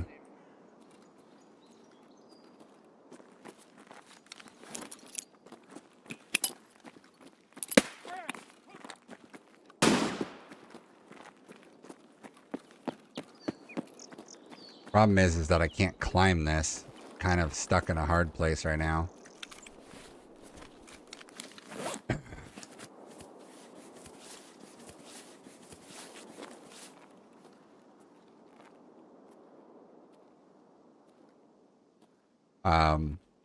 So with Tarkov, if you get a blacked out limb, the limb is considered virtually useless. And if I get a blacked out leg, it won't let me run, period. But if I take drugs, it will let me run again. I'll just be going like, ugh, ugh, ugh, ow.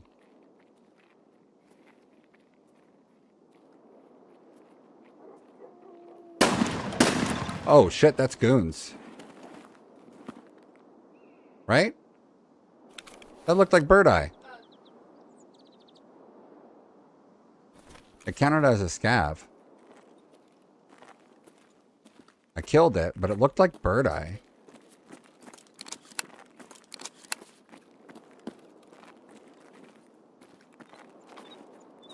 Come on, climb, fucker.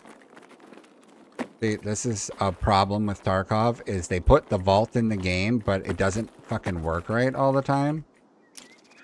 Jesus.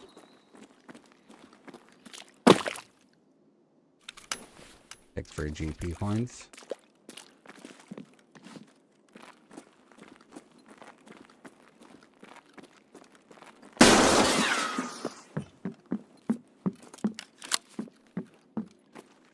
So, because a blacked out leg will cause your guy to, like, walk like this all of a sudden,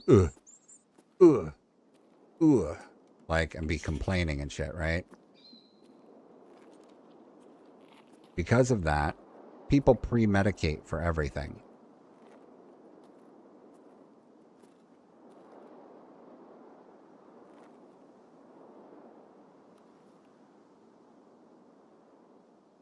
Somebody just ran into this building. I just don't know if they're on one floor below.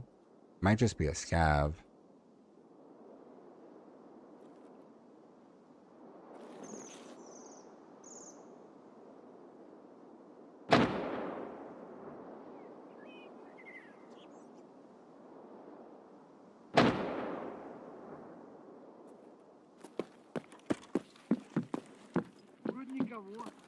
Sounds like a scav.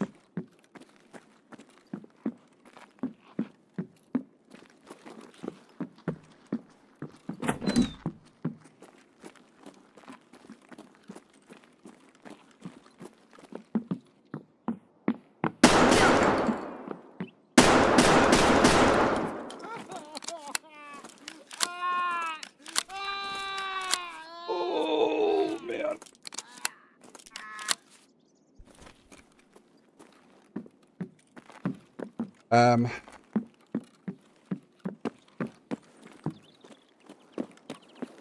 I'm gonna forget if I don't finish whatever I was saying. Medication in Tarkov. So, essentially, because a blacked out limb, a blacked out leg will make people, you know, stop running and just like limp walk really slowly. Basically, all the people that have played Tarkov for a decent amount of time already, they will just constantly medicate before they go in the open, because in Tarkov, it's like, yeah, whatever. Take a morphine, take a propofol, take a whatever, like ibuprofen. They don't give enough negative effects to not take them. Ow.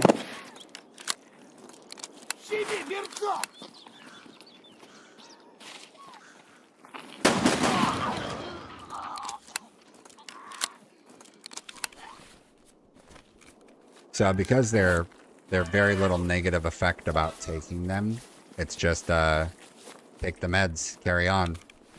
No reason not to.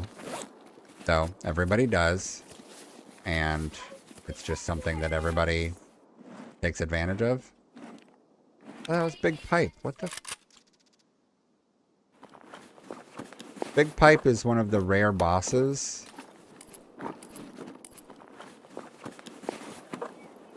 I don't have a backpack to take his shit, though.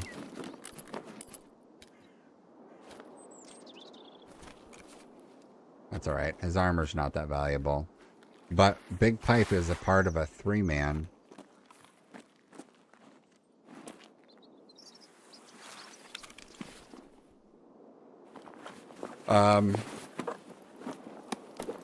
So normally when I'm doing taco stuff, I like to make tilapia. And when I'm making fish tacos, I usually like to have a mango salsa that I make. And then I do a honey and lime cream cheese as like a sauce for it. And then I also do chicken for the kids primarily. Although I love chicken too, but they don't like fish at all.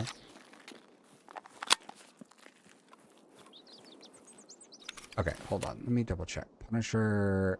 So, okay, I'm done with the shotgun portion of the task. I could kill operatives wearing a scav vest and balaclava on Lighthouse with nothing else.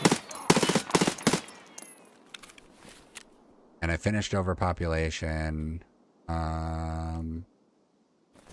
Helicopter.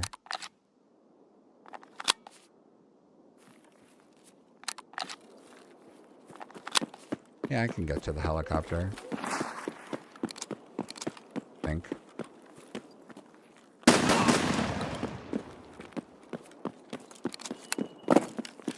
Oh, do I have to mark the helicopter and I don't have a marker? I do not have a marker, so that is moot.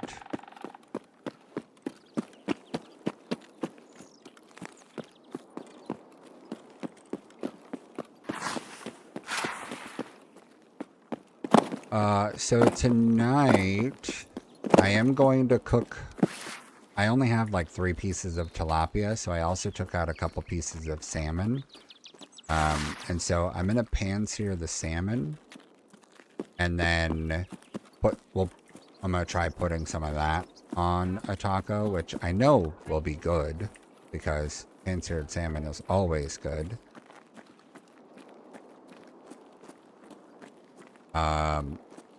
Before like 2 years ago, I didn't know how to cook salmon at all. And now, like, I pan-sear salmon probably a couple times a week.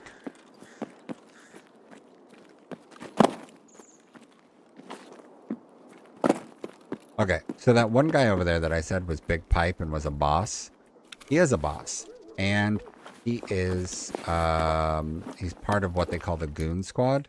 And the Goon Squad is essentially really hard to kill dudes that hang out as a group of 3 and try and fuck up your day if they encounter you. And so I kind of got lucky there, but it also makes me wonder if that was a player I was following, which it seemed like. I wonder if he ran into and died to Big Pipe.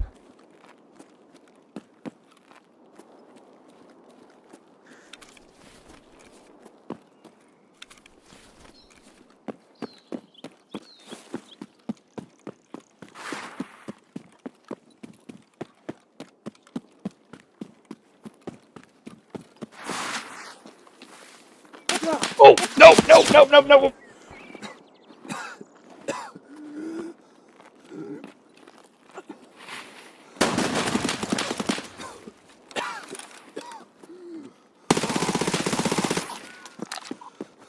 You see that?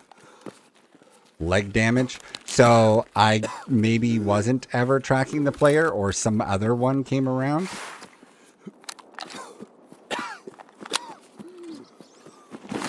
Fucking A.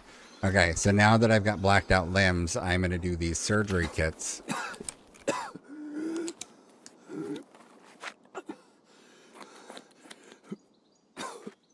Yeah, it's probably over 100 right there.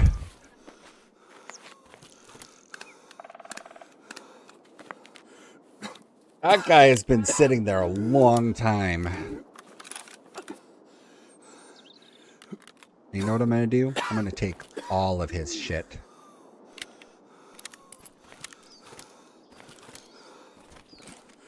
Let me actually do this. So I'm going to take this propofol, the healing drug in this, and I'm going to revive my other body parts. That was a real player, yeah. So part of the thing with Tarkov is because there is a mixture of AI and real players, sometimes you really don't know, especially early on.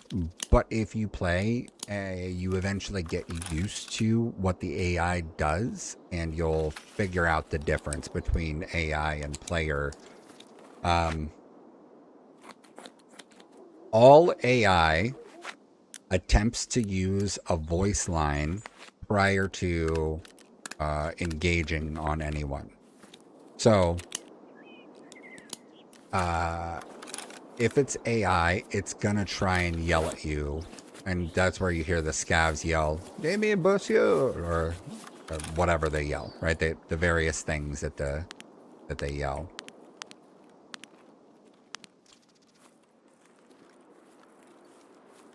I want to make the chest as full before I go over there, in case he had a buddy.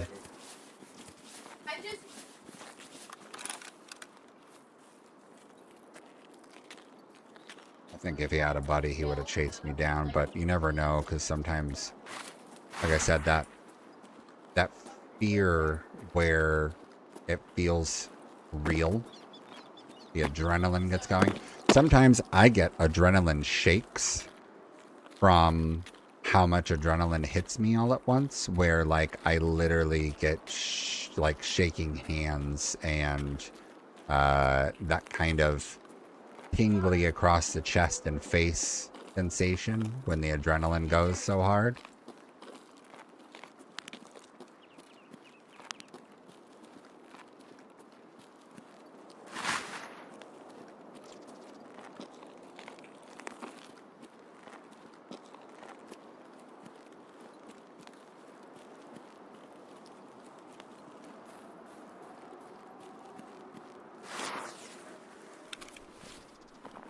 Okay, so this was a player, but it was a player scav. The difference there is that a player picked up somebody else's gear and was using the other player's gear to try and kill me, the PMC.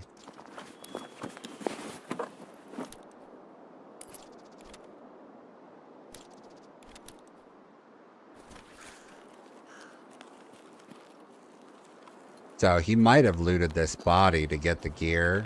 I'm not sure. There's still... Oh, see? So he got killed by somebody named Balpy, which I think is the guy that we followed out.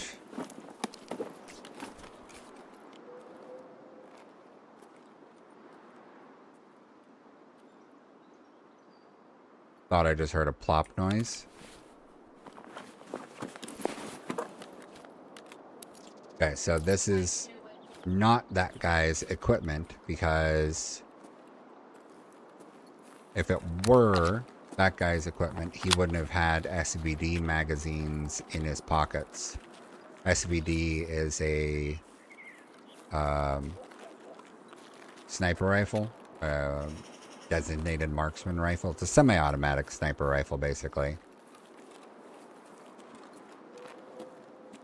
And so that guy had magazines for a DMR in his pocket, which means that he was not the person carrying the AK. I don't need the shotgun anymore, honestly. Do this.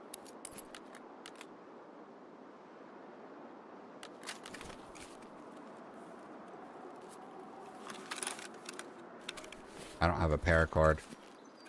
We're gonna go south. Do I have south? I don't have south. Oh, I do have south. Everyone has south.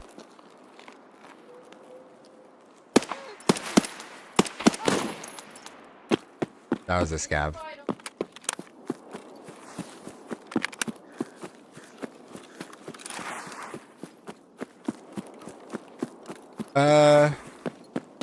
Yeah, kind of do missions until you die. So you can die an infinite number of times. It's just that every time you die... So when you load into a raid world, that raid world is sort of unique.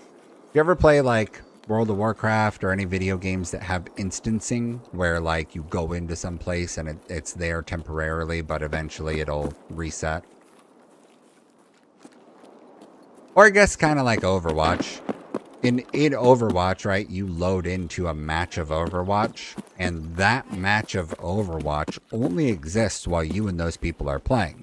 Now, in some games like Overwatch, when people quit the game, like if somebody quits the match in the middle of it, another person could join and take that person's spot. Tarkov is not that way. So like Counter-Strike or other multiplayer games, Battlefield, when people leave the match, it leaves a hole that other people can join. Tarkov is not that way. In Tarkov, you load into a raid and there's a fixed number of PMC players, the private military contractors. There will only be whatever the number is, depends on the map. It's like 8 to 12 or something like that. We'll call it 10. So if there's a limit of 10 players per map, and 3 of the players die, no one else fills into those seats. Those seats are just empty now because the person's dead. That's it. Scav players, on the other hand, the Scav players, they join a game that's already existing. So when you join as a scavenger, the idea is that you're playing temporarily as a person who lives in this world, who lives in this environment. And while you play as that guy, you have, not much in items, and skills are lower. You can't carry as much weight. You can't run as fast because you're playing as that guy. But when the round is over, all of the items that guy had go to your stash, your private inventory. And then if you go in as a scav and die, none of it was actually your items anyways. You're just kind of taking over the body of a person that exists there. So if they die, it's whatever. It doesn't mean anything. But if you live, it's free stuff. And then as a PMC, you go in and you die. You're risking losing all of your items when you go into a raid. So there is, we call it gear fear, where it's a fear of losing the gear as a big part of, what's driving things for you. Why you're getting so afraid is because you don't want to lose items. And that's a part of it. For sure, that's a part of it. But that's not all of it. And there's more to it than that, in my opinion. I'm going to just get this character ready, but then I'm going to hop off so that I can go to salmon and get that stuff situated. I just need to get kills while wearing the balaclava, this thing, and the scav vest, which means I can do whatever I want for the rest of the stuff. So what I'm going to do is set this up with some 60 rounders.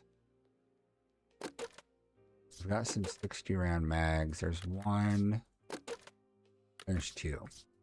So we will load these up with BT rounds. Not the best ammo, but it'll do. Like that. Top that off. And then bring extra.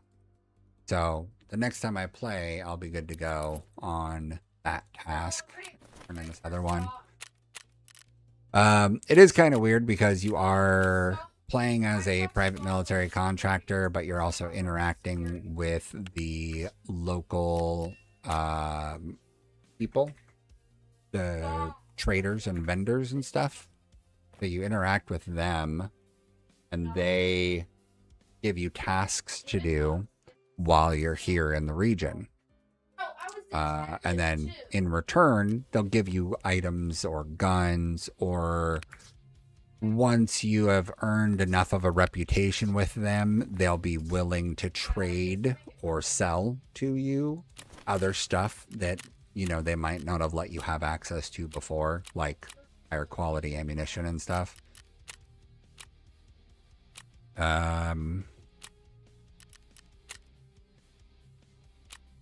Need alkaline.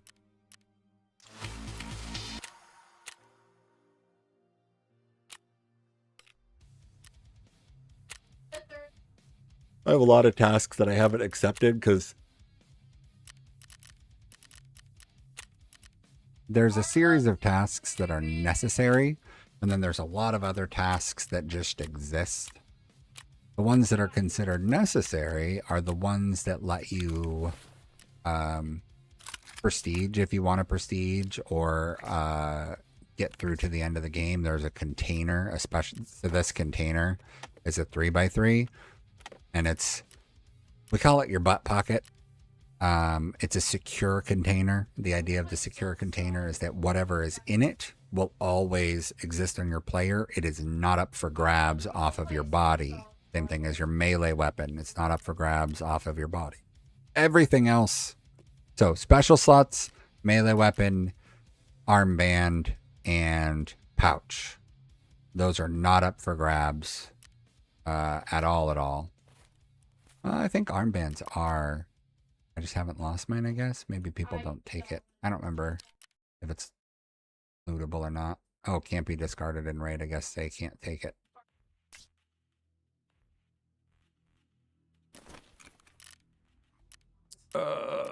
Yeah, so Tarkov's insane. There are people out there that don't play it the way I do. I play it like it's play it a lot more like it's real life.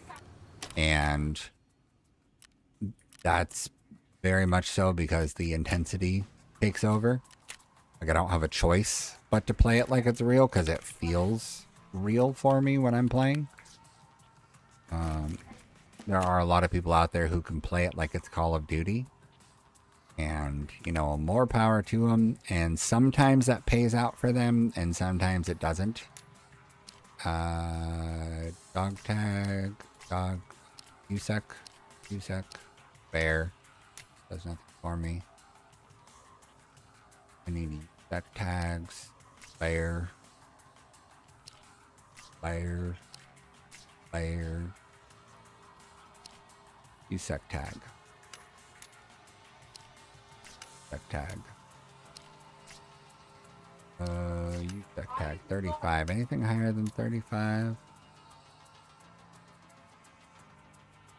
I don't think so.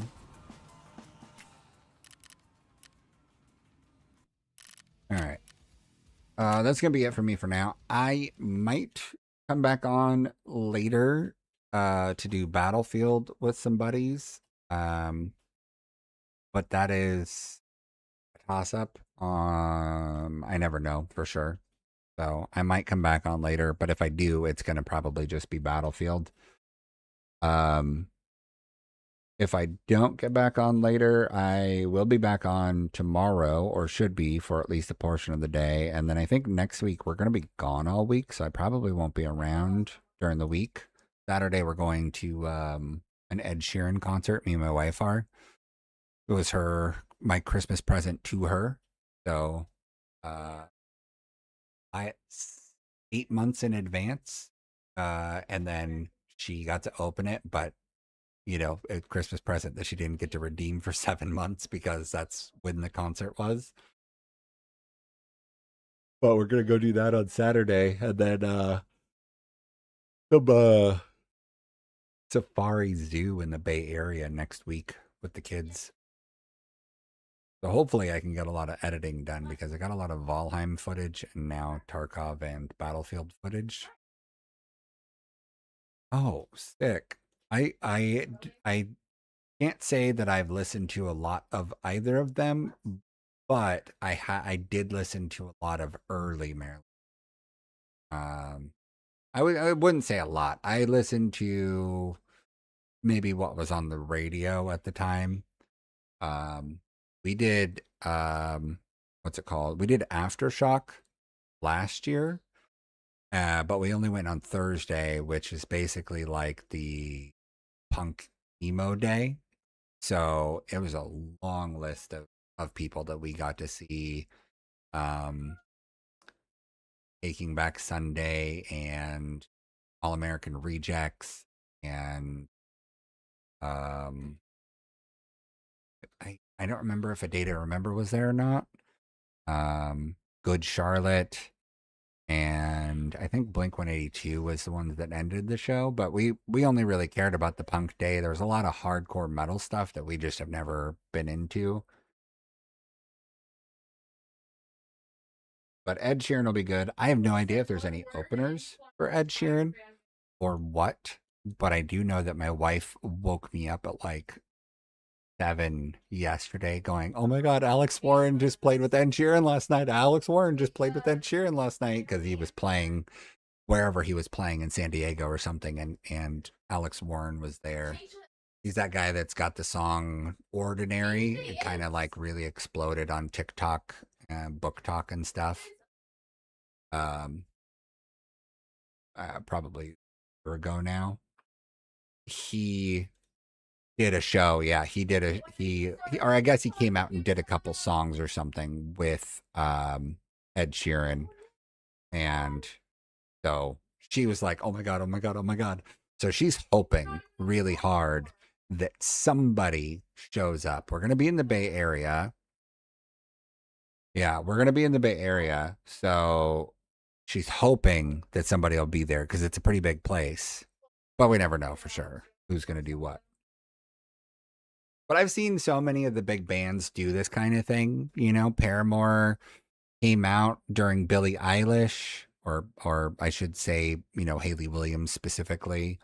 Eminem has come out and played with Ed Sheeran at a concert. Like, there's a long list of those kind of like surprise cameo things. So we'll see. We went to Fallout Boy. We went to Fallout Boy last year, I think it was. Maybe the year before last. I think it was last year. I don't remember. We went to Fallout Boy like a year ago. And one of the openers was this band called Daisy Grenade. And we had never heard of them before. But like the other 2 or 3 opening acts, irrelevant. They left no mark on me the way that Daisy Grenade did. And we've listened to them ever since then. And of course, Fallout Boy was great, and they were the majority of the show. But Daisy Grenade came out and did like 3 songs, and then some other people came out. Jimmy Eats World was one of the openers, and I only remember them because they did play In the Middle, which is, you know, their classic from 2001 or whatever. So it's like a very specific thing that I remember from them. But beyond that, I don't even know what else they sang, who the other openers were. Like, it was a lot of nothing to me. But Daisy Grenade is great if you like kind of girl punk rock stuff. I think that they're amazing. I usually end up having some of their songs play when I'm streaming stuff that I don't need to hear. Tarkov is so important to hear things that I have to turn off the music while actually in a raid. Whereas like Battlefield, while I'm playing, I'll keep music going. Valheim, I'll keep music going. Anything else, I'll keep music going. But Tarkov is the sound is such an important aspect. I cannot keep any sound going. It even gets hard sometimes when the kids are being too loud and I can't hear the game very well. All right, I got to go cook. Rice should be done, and now I got to do all the other things. But thanks for hanging out. I appreciate it, and thanks for following. And I saw you followed on Instagram too, so super cool. I appreciate it. And I should be back tomorrow, and then probably not for a week. But then school starts soon, and I'll be back on my normal schedule of like all morning and early afternoon. So hopefully.